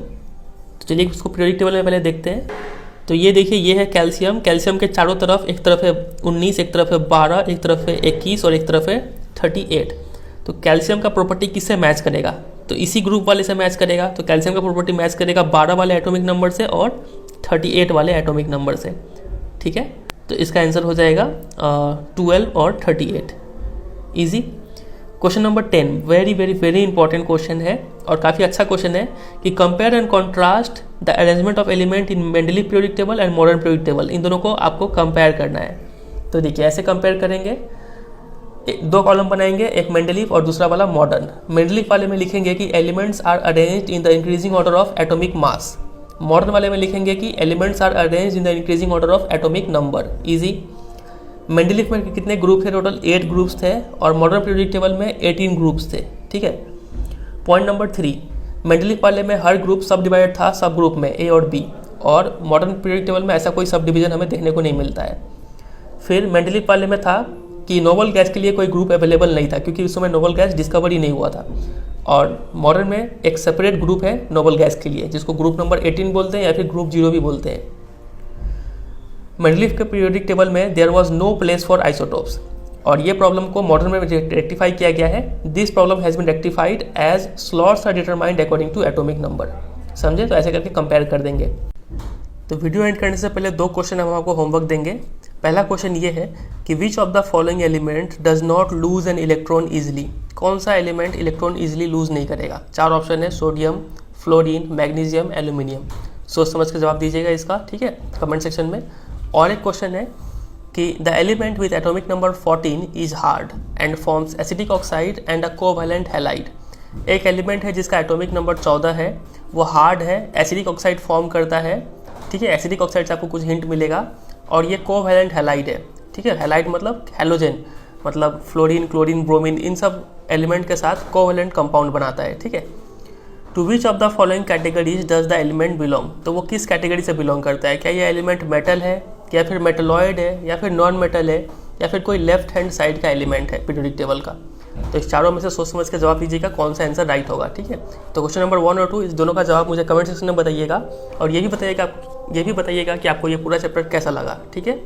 चलिए फिर and करते हैं। वीडियो अच्छा लगा तो वीडियो को जरूर एक लाइक कीजिएगा, बताइएगा कमेंट में कि वीडियो कैसा लगा, और कोई डाउट होगा तो वो भी पूछ सकते हैं कमेंट सेक्शन में। और दोस्तों के साथ भी शेयर कीजिए इस वीडियो को। चैनल पर नए तो चैनल को सब्सक्राइब भी कर लीजिए। चैनल पर बाकी भी वीडियोस है, आप उसको जरूर चेकआउट कीजिए, आपको जरूर वहाँ से हेल्प मिलेगा। चलिए फिर एंड करते हैं, मिलते हैं बहुत जल्द किसी और चैप्टर के साथ। तब तक के लिए goodbye and take care.